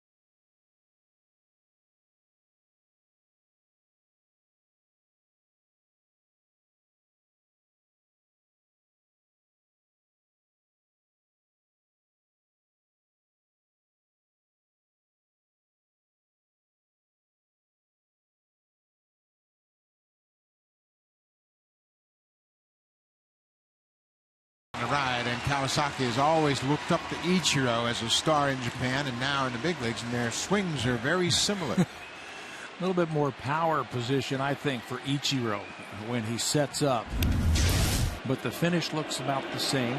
Use their hands very well. Ichiro a little stronger position in his setup. Kawasaki more of a slap hitter than Ichiro.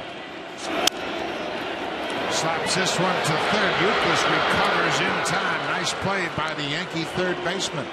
He knocked it down, grabbed it barehanded, and threw a strike to first. As I said earlier in the game, as a third baseman against a lefty, you've got to come in respecting the bunt. When they slap it at you, kind of takes you by surprise. It's not a ball that happens a lot. You don't see a lot of third basemen hit it, or left-handed hitters hit it to the third baseman.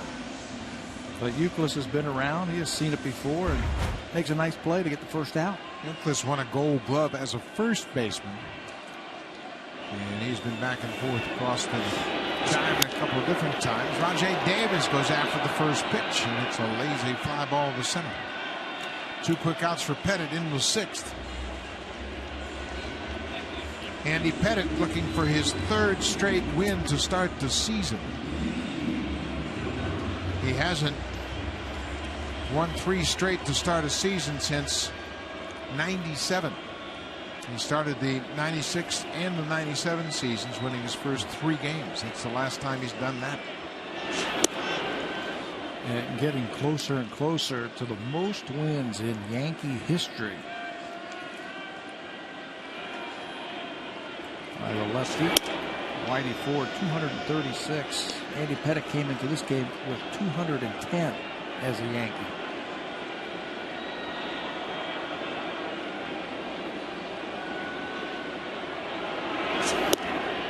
There's his strike.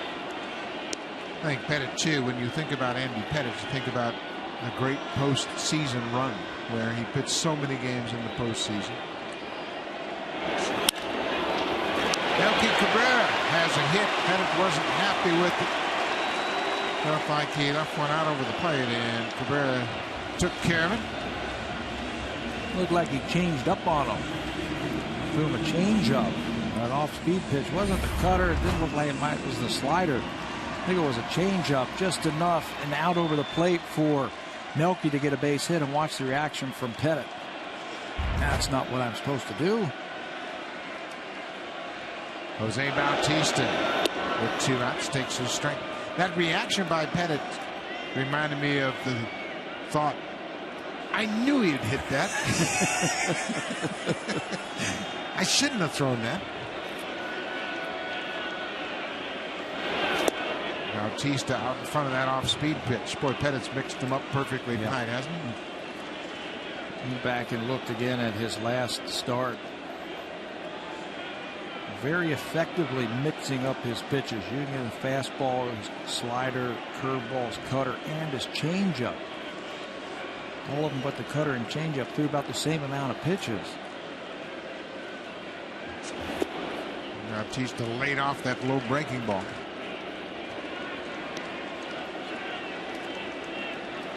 Pettitte with 5 strikeouts tonight.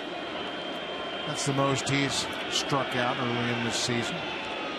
Struck out 4 last time out against Cleveland in a 14-1 whitewashing. Team supporting Andy Pettitte very well. He gets 8 runs here tonight, had 14 in his last start.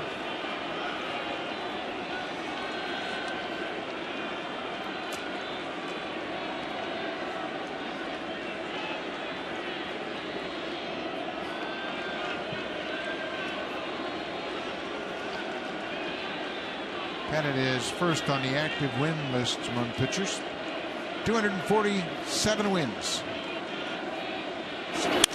Bautista hits it high and deep to center, and this one's going to sail out of the ballpark. Bautista to dead center. His 3rd career home run against Andy Pettitte. That's what they came here for. To see Jose Bautista in the lineup. He got a big ovation when he was announced in the lineup, and they want to see a home run, and they get one. I feel like Pettitte was really trying to change speeds on him, really trying to get him out on that front foot, something we saw the Kansas City Royals do, and he just threw one too many. Right down over the plate, and Jose smacks it.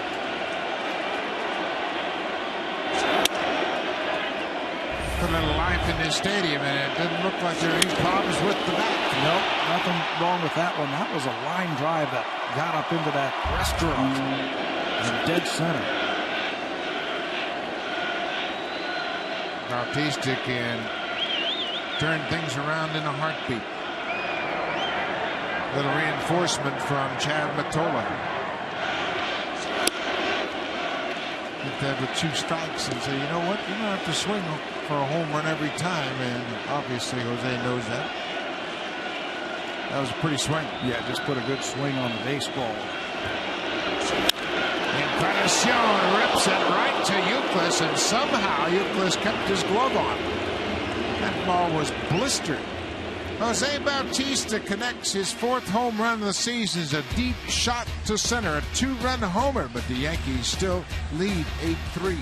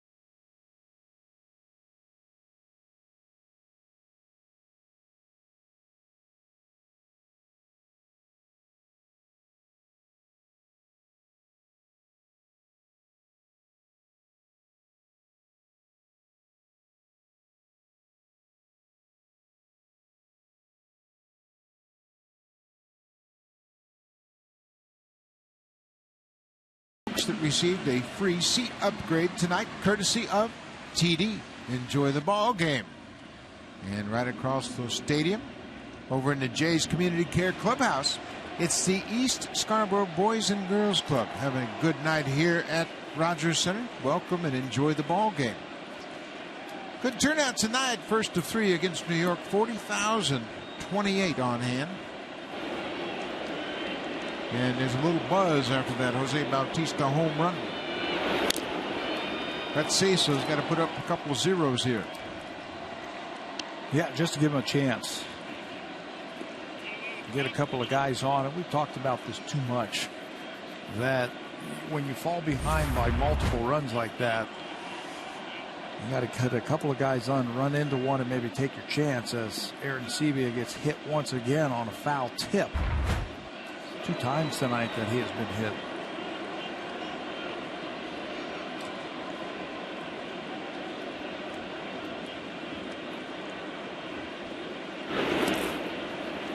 Well, the skip past the catcher all the way back to the screen. It's a ball and a strike. Well, he's off to a good start. Nothing like a good start for a new player onto a ball club. You get over there and you say, okay, well, I just want to get off to a decent start. And boy, Hafner with 5 home runs has gotten more than he'd hoped for. Yeah, he was signed late in the offseason, February of this past year. And when you go to a new club, you want to validate that. And you want to say, hey, you know, I belong. Been battling injuries over the last few years. That home run he hit a couple of innings ago looked like the Hafner of about 10 years ago with the Indians. Here he gets beat with that inside fastball. Yeah, he was one of the most feared power hitters because he could hit the ball the opposite field. Blue Jays know all about Travis Hafner. He had a walk-off grand slam in 2011 in Cleveland off Luis Perez.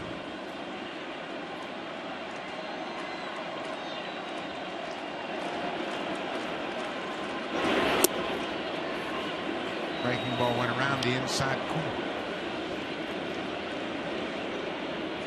If you're just joining in and looking at pitch tracks, you say, well, there's 5 strikes. How come he's still back? But Mark Wagner, the home plate umpire, has really had a conservative strike zone, but it's been on both teams all night long. This time Hafner strikes out.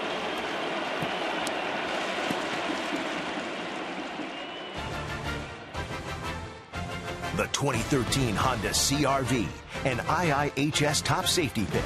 Honda is the official vehicle of the Toronto Blue Jays. We mentioned the Yankees in town for the first time this season. They always are a good draw. 40,028 fans on hand. First of 3 in hometown fans would like to see Blue Jays mount a comeback.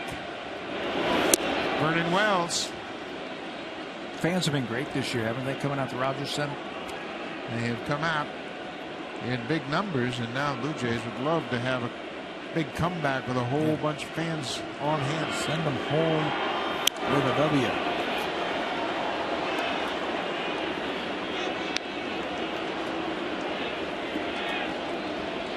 Vernon Wells was traded middle of the spring from the Angels to the Yankees, and of course with the Yankees suffering injuries to Granderson, Teixeira, A-Rod, they needed a veteran presence to put in the outfield. This is popped up behind home. Aaron Sebia will give it a look back by the screen, and it's over the screen out of play. The Yankees have had key injuries, and you talk about a roster of all-stars and gold glovers. Derek Jeter is out with the ankle injury. Mentioned they discovered a new fracture in that ankle. Alex Rodriguez, there's no time frame for his return. Mark Teixeira starting to have what they call dry swings, not even having a bat yet. And Curtis Granderson broke his arm in spring training, and he is just now starting to go through the hitting motion with a fungo bat. There's a long drive to left, and you can forget about this one. Vernon Wells has just gotten his 4th homer of the season, and the Bronx Bombers are bombing.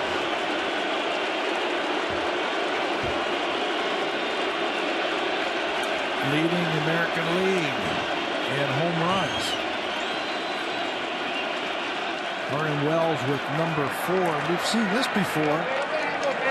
For many years when he was with the Blue Jays, that fastball down and in, and he can still drop the head of that bat on that fastball.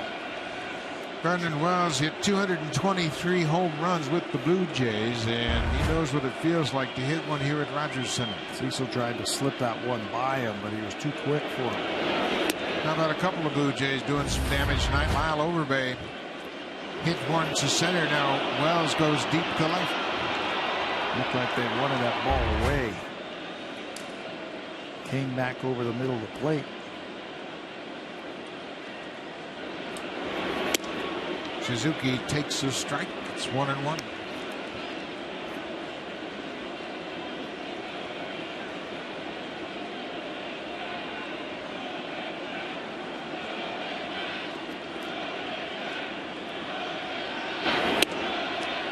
Ichiro Suzuki, if you combine his hit total from Japan and put it together with his hit total here in the States, he is 3rd all time in total hits. Rose, Cobb, and Suzuki. Is he over 4,000? Or he's got to be really close if you combine them. 38-84 coming into this season. Wow.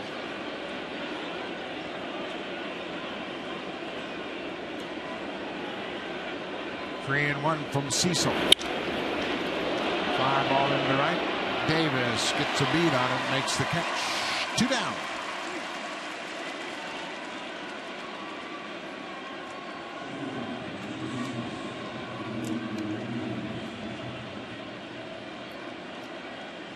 Yankees have out-hit the Blue Jays 11-5. The Blue Jays offense just hasn't kicked in gear yet. Nunez has been shut out. He's 0 for 3.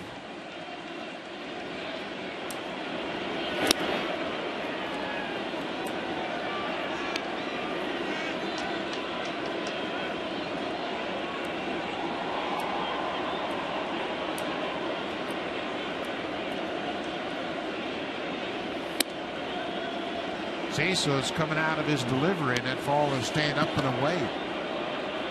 Yeah, it looked like he's reaching back for a little something extra. Get it in there, and when you talk about coming out of your delivery, your arm drags just a little bit. You can see those first 2 pitches up and away. There's another one. Probably going to be his last inning, no matter what.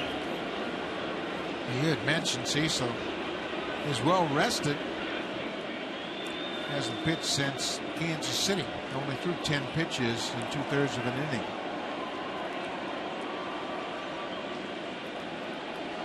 You want to keep him fresh.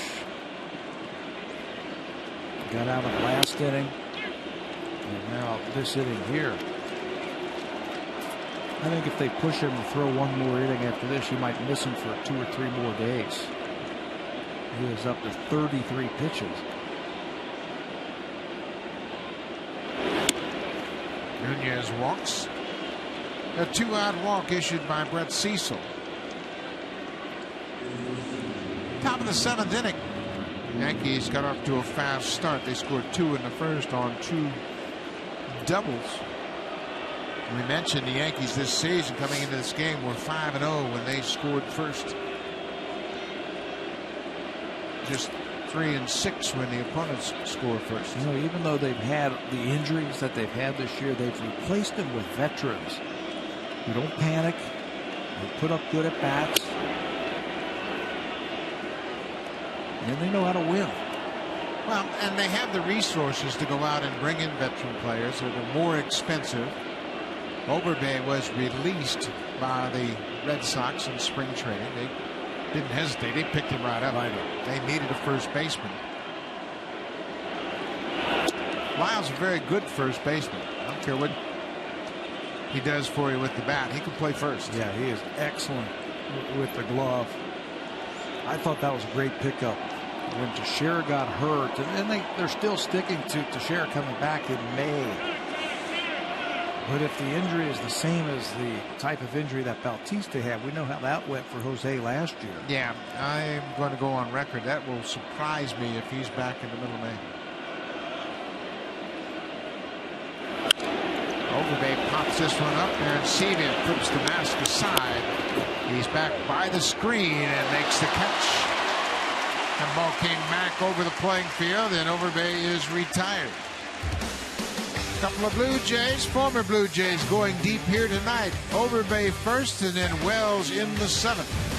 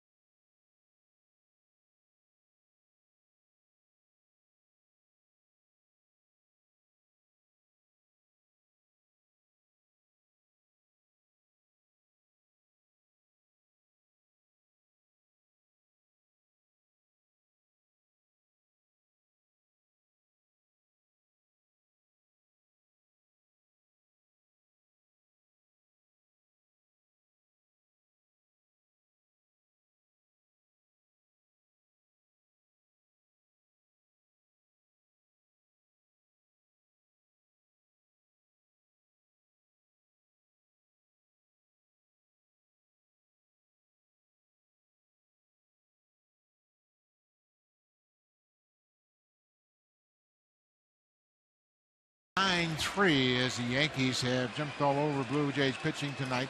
Blue Jays have just 5 hits tonight. What are they going to do to get those bats going a bit? Just grind out at bats just a little bit better. Pettit's a guy who's going to be around the strike zone, so when you get your pitch, don't miss it. I think you can grind out at bats, see a little bit more. I think at times they swing for the fences a little bit too much. Their swings are a little bit long, and that allows pitchers to pitch to them, find holes in their swing. A little bit more consistent approaches at the plate will get the Blue Jays going offensively. And Seaman just missed the bag at third. Yeah, I agree with that 100%. I think the Blue Jay hitters swinging for the fences has something to do with falling behind early. You got a lot of makeup, and that puts pressure on the offense to put up crooked numbers and take you out of your good approach. JP's had a good approach this year. He has hit the ball to right center field. That's why the outfielder's really bunching him now. Tapped up the third base line. Euclid is not going to have a play, and Aaron Sevilla has an infield hit. Pettit didn't have a chance to make a play. Euclid was deep at third, batting against the power of Aaron Sevilla, and he gets himself a swinging bunt. Slider, you swing, and you're right over the top of that. You look up after you hit a ball like that, and you can see where the third baseman's playing. You say, if I can get down that line, I'm going to get myself an infield hit, and JP does just that. Brett Laurie, he's got 2 hits and 2 trips to the plate tonight. Goes after the first pitch and hits one into right. Ichiro Suzuki makes the catch.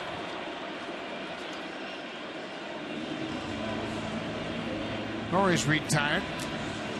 Andy Pettit working in the 7th.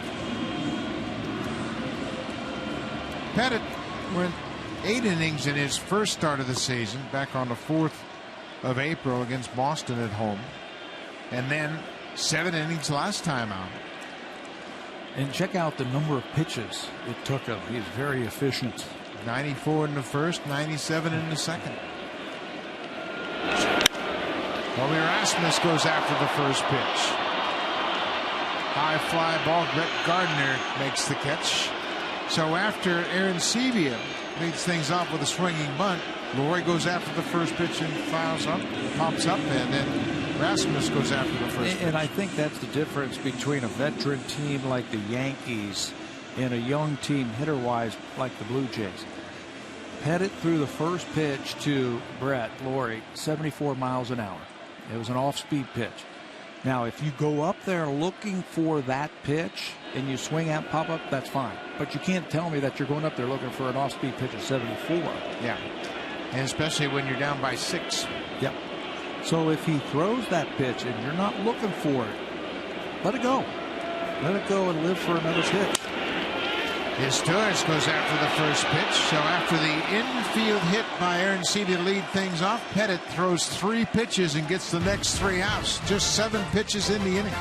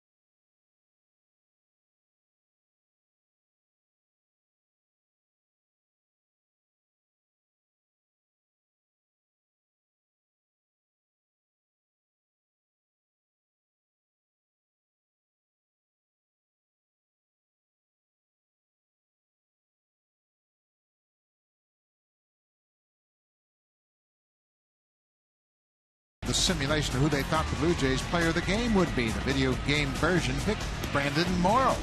You look at Brandon Morrow's simulated game, 7 innings, 4 hits. Actual story, a little bit different, but you can bet Brandon Morrow will throw more games like the simulation than what he did tonight. Yeah, and the other games where he got no decisions and where he pitched and gave up 2 or fewer runs. Tonight, the fastball didn't look like it was there early in the game, and he battled back with a couple of breaking balls and a good changeup. The Predictor is brought to you by MLB 13 The Show, only on PS3 and Vita. Available in stores now. Steve Delabar into the game, the 3rd pitcher for the Blue Jays tonight. There's what he has done through 7 games. 1-1, 312 earned run average. Last worked in that Chicago series. Picked up a loss in that series, 1 inning. Problem was finding the plate. He had 3 walks in his inning and a third. Through 36 pitches in an inning and a third, and that's uncharacteristic for Delabar. Falls behind Cervelli. You can bet Cervelli's in the swing mode. He's had a couple of doubles tonight. Sandwiched around the strikeout. Cervelli spent most of last season in AAA. Played 99 games in AAA Scranton Wilkes-Barre.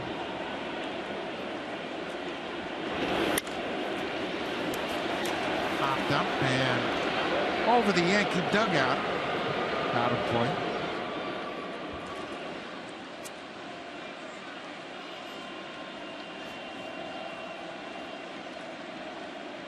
Wayne Murphy, now the first base coach, still obviously has some insight as to the hitting aspect of the game. Been hitting coach for a long time, and he and Bautista having a chat. That's the luxuries of being a DH. You don't have to go on the field. You can think about hitting, talk hitting, go up and watch some videos in between your at-bats. You can see that that's what they're talking about. I think, too, Bautista just anxious for the team to turn things around.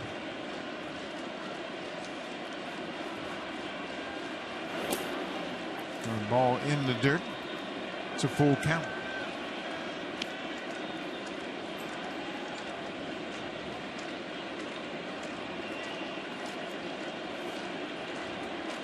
Blue Jays bullpen has worked a lot.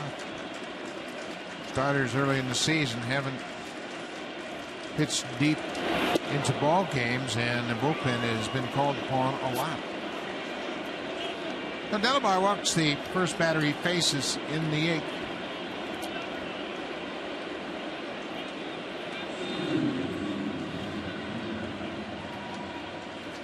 Back to the top of the order. Brett Gardner led off against Cecil. He came into the game in the 6th with 1 out, and Gardner was the first batter Cecil faced. He had a triple to straightaway center. There's a strike. He's not afraid to hit with 1 strike.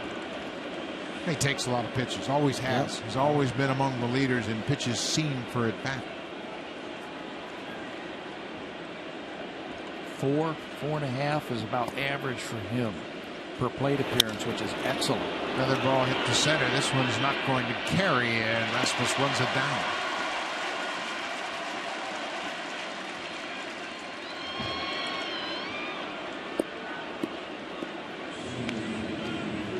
Delabar checks with second, see who's got coverage on the comebacker, and he'll work with Robinson Cano.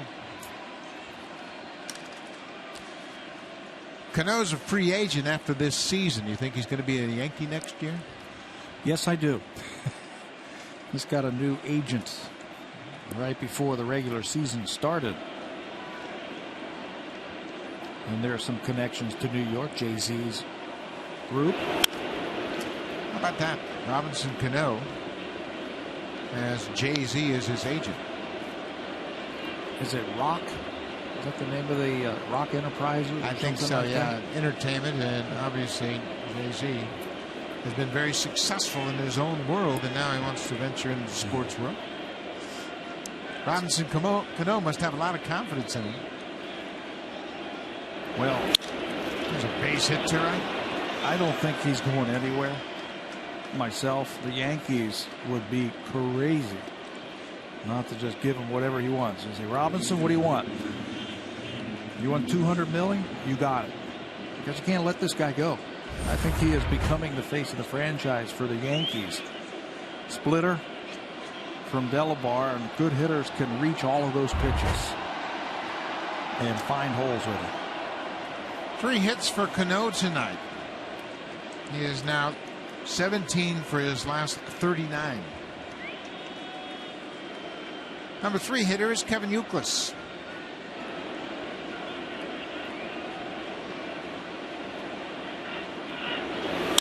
Youkilis goes after the first pitch, lines it right to Davis in right.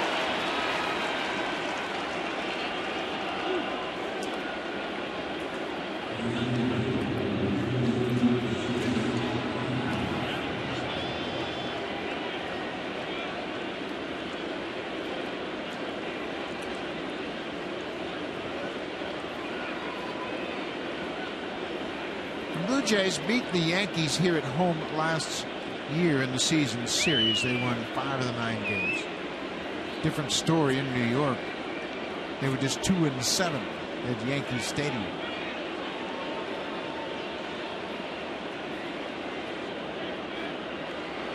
Two outs. The DH, Travis Hafner. Fouls off the first pitch. Blue Jays have thrown a lot of pitches up in the zone tonight. And as a result, the Yankees have produced 12 hits and 9 runs. 3 home runs hit by New York: Hafner, Overbay, and Wells.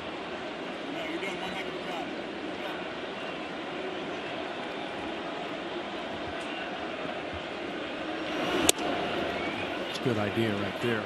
When you've got that type of fastball, 96 miles an hour, I think you got to stay in on Travis Hafner. His home run was a pitch that was out over the plate, and he was able to extend through it and go right with it.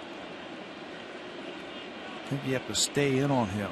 Popped up in the 5th inning on a good pitch from Brandon Morrow that was crowding him. Fastball in the inner half.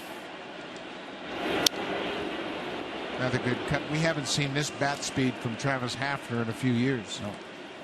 He looks dangerous at the plate again. He's had some back problems in his career, and that's twice tonight I've seen him swing at pitches, foul them off, and feel his lower back. But you're right, bat speed.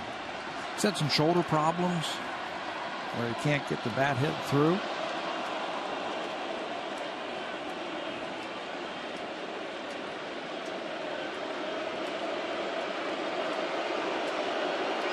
First and second, 2 outs. Albar strikes out. After the Yankees leave a pair, we'll go to the bottom of the 8th. It's 9-3 New York. Now it's time for Blue Jays Central Update. Here's Jamie Campbell and Greg Zahn in the Blackberry Broadcast Studio.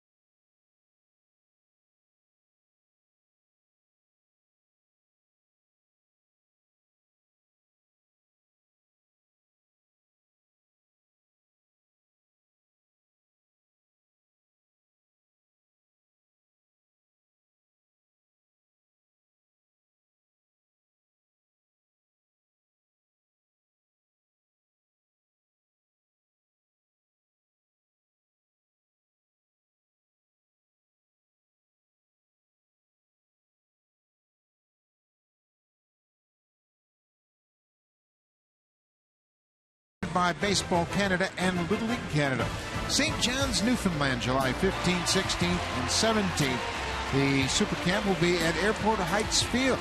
The instructors include Roberto Alomar, Lloyd Mosby, Homer Bush, Devon White, and Dwayne Ward. Visit BlueJays.com/Baseball Academy for more information. The Blue Jays are proud supporters of amateur baseball across Canada. Kawasaki hits the first pitch from Pettit. That's 4 outs on 4 pitches. Pettit has thrown just 90 pitches, and Joe Girardi with the jog out, left-handed batter, Kawasaki. And now back to the top of the order, and you can see Joe Girardi. He said, "Andy, I got you." And Girardi used to have Pettit from behind the plate. Those two teamed up as a battery early in Pettit's career. So Andy Pettit leaves the ball game with 1 out in the 8th. Sean Kelly on in relief.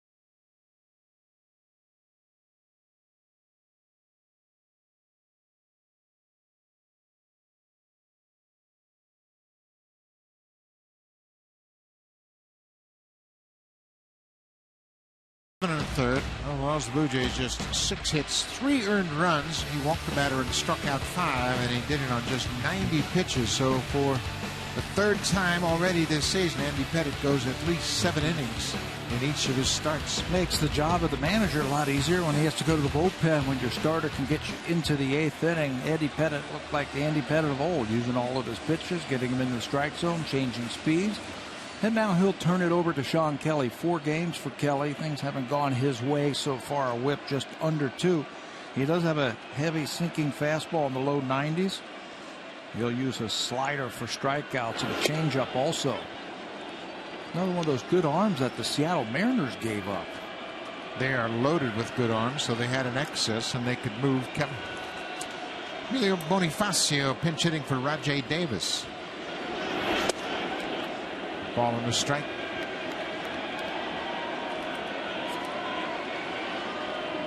John Gibbons will go back and forth between Davis and Bonifacio probably the rest of this weekend until Bautista is ready to play in right.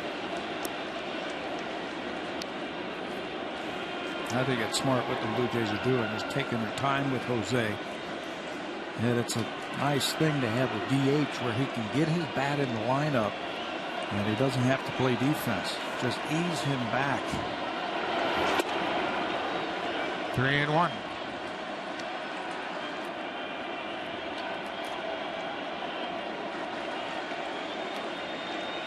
Kelly is 28 years old.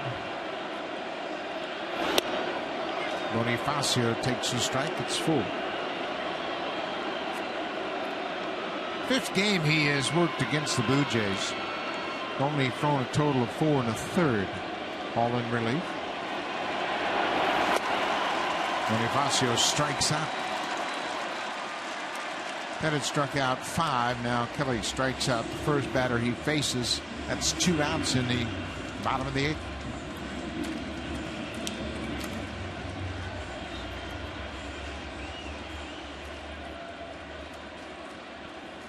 Good crowd on hand, over 40,000 here tonight for the first of three against the Yankees. Melky Cabrera singled against Pettit his last time up back in the 6th.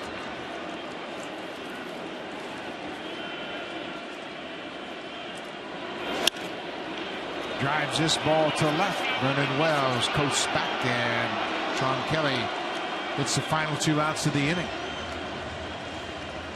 Just 8 pitches, retires the Blue Jays in the 8th. Darren Oliver on.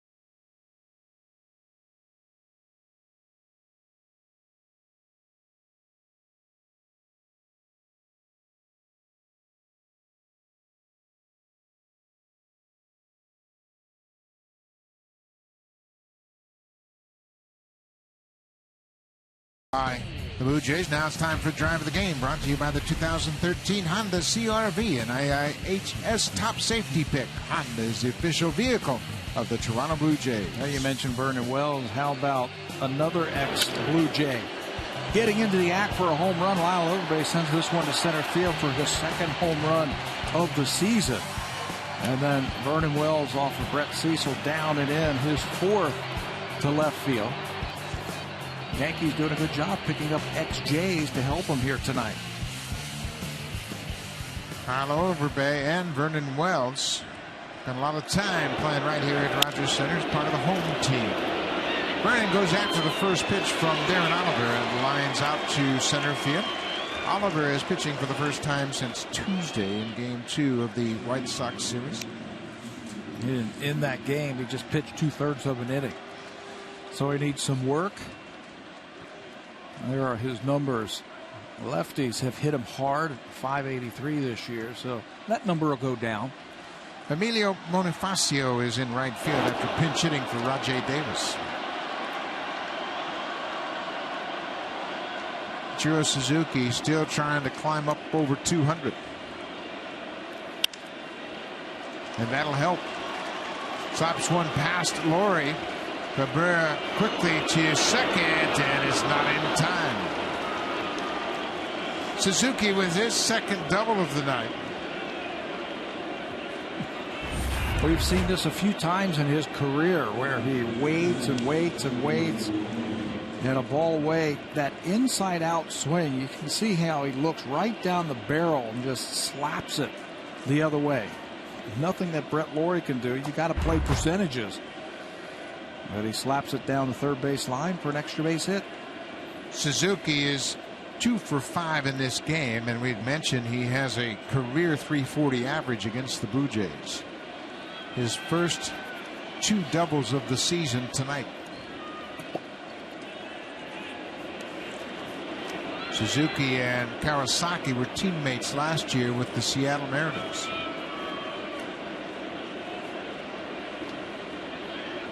One out. Eduardo Nunez takes a fastball on the corner.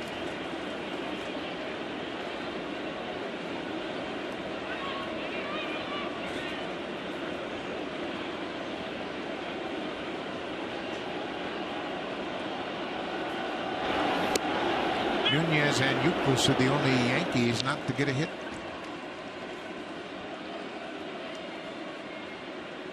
Everybody else in the lineup has at least one hit. They both have been on base tonight. Euclid actually has been on base and scored in the first inning. And Nunez had a walk.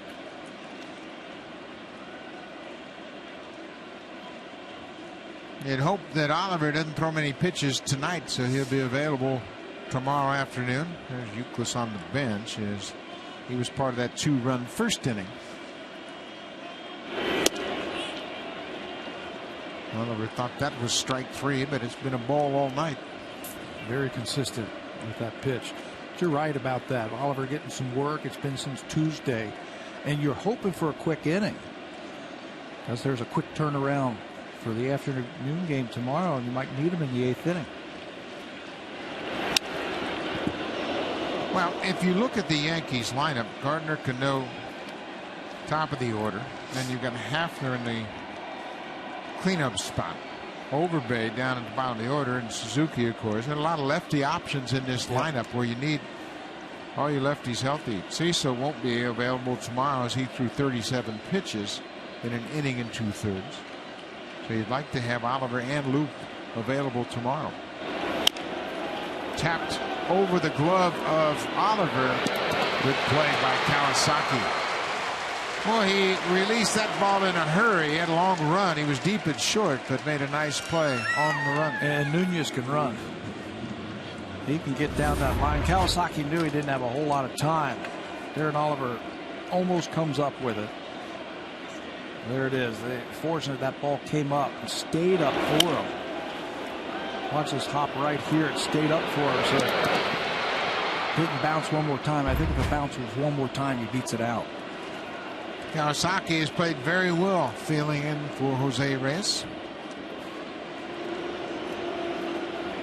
Lyle Overbay takes his strike.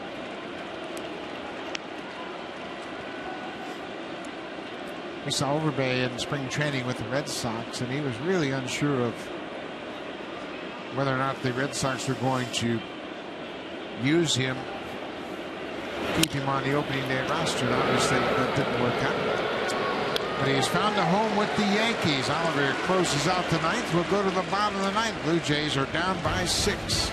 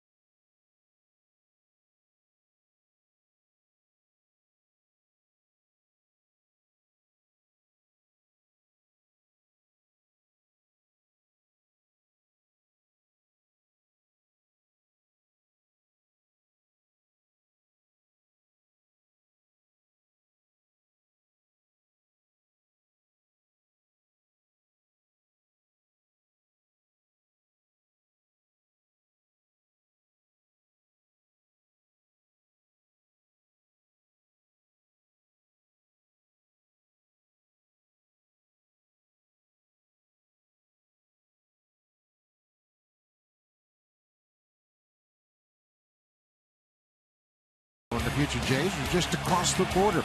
The Pawtucket Red Sox, a AAA team of Boston, in town April 23rd, 4th, 5th, and 6th. Then Cincinnati's AAA team, the Louisville Bats, will be there May 2nd through the 5th, and the Norfolk Tides, Baltimore Orioles AAA Ball Club, May 6th through the 9th. For tickets, visit bisons.com.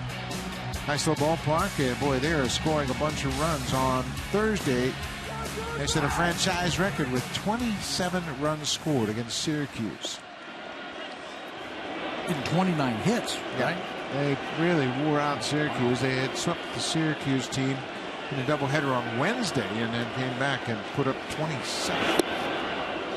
Do you know who Syracuse is the AAA team of? Washington? I believe so. Yeah. Wow. Washington Nats. Ball on the strike to Bautista. Jose hit a long home run back in the 6th off Andy Pettit. His 4th home run of the season.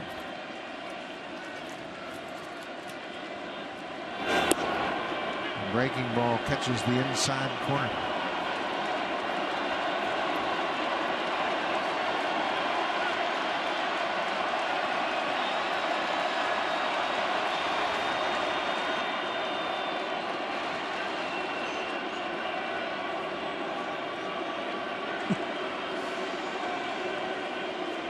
Timeout as a paper airplane found its way into right field. It's pretty good from the upper deck all the way out to where Ichiro's standing. 2-2 to Bautista, way inside. Sean Kelly come on in relief in the 8th inning with 1 down. He got the pinch hitter Bonifacio to strike out, and Cabrera flew out. Bautista strikes out. Comes out in front of that pitch with 1 out. Now it's time for a preview of what's coming up on Connected. Here's Ken Reed and Ivanka Osman.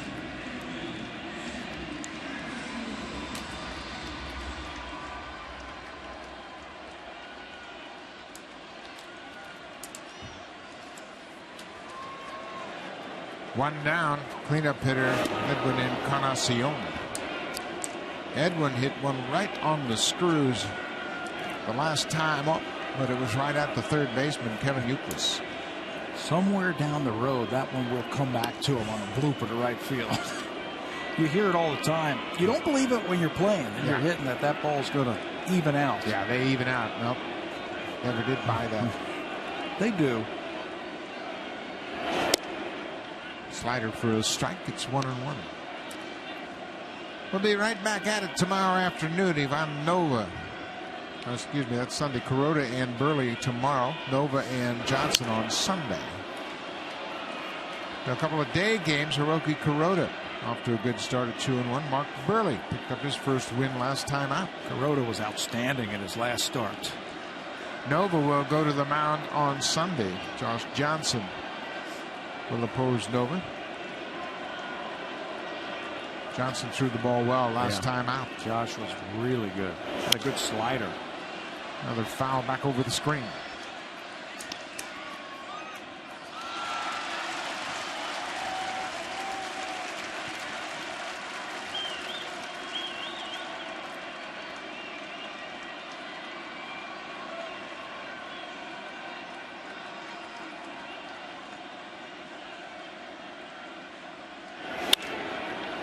Ball is driven to right. Suzuki over in the corner makes the catch. Blue Jays are down to their final out. You know, the one thing about the Yankees, they still have pitching, don't they? CC Sabathia. He is as consistent as they get. All the injuries that they have had this year, they've been their everyday players. They've been able to fill in. Starters and their bullpen still really good. Aaron Sebia goes around on a slider from Sean Kelly. Yankees will go from here on Sunday down to Tampa Bay to finish up their road trip.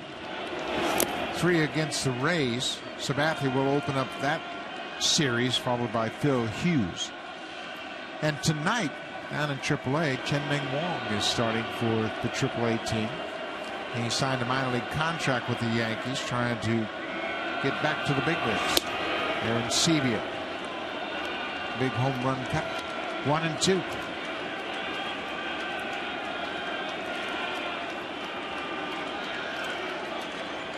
Chen-Ming Wong pitched 5 seasons with the Yankees and went 55-26.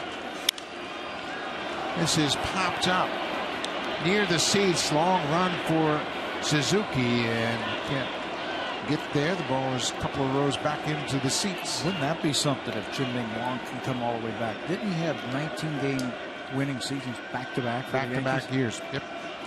Had more wins than anybody in 2 seasons. 38 wins. He pitched for Chinese Taipei in the World Baseball Classics, and lots of scouts watched him pitch, and the Yankees said, you know what, we know this guy. Just take a flyer on him.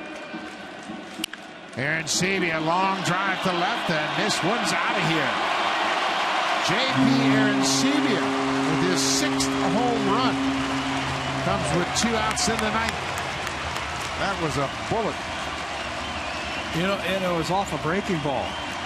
And he's a pretty good breaking ball when you throw it in the zone.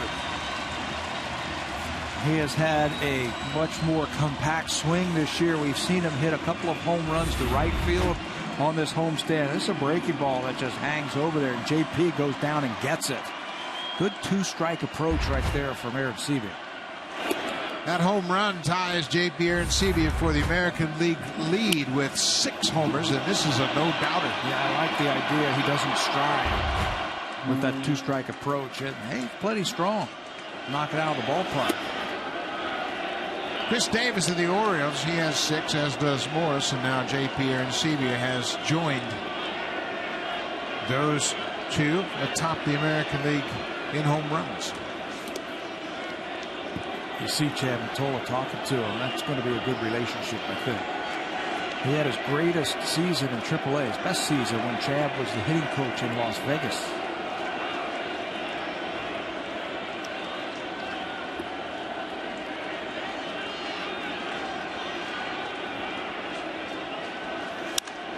Corey skies this one to right. This should do it. Suzuki is there, and the Yankees win. The Yankees scored first, and they improved their record to 6-0 when they score first. They win 9-4 in the first of 3. We'll be right back tomorrow afternoon. Hiroki Kuroda against Mark Burley. Stay tuned. Connected coming right up. Thanks for watching.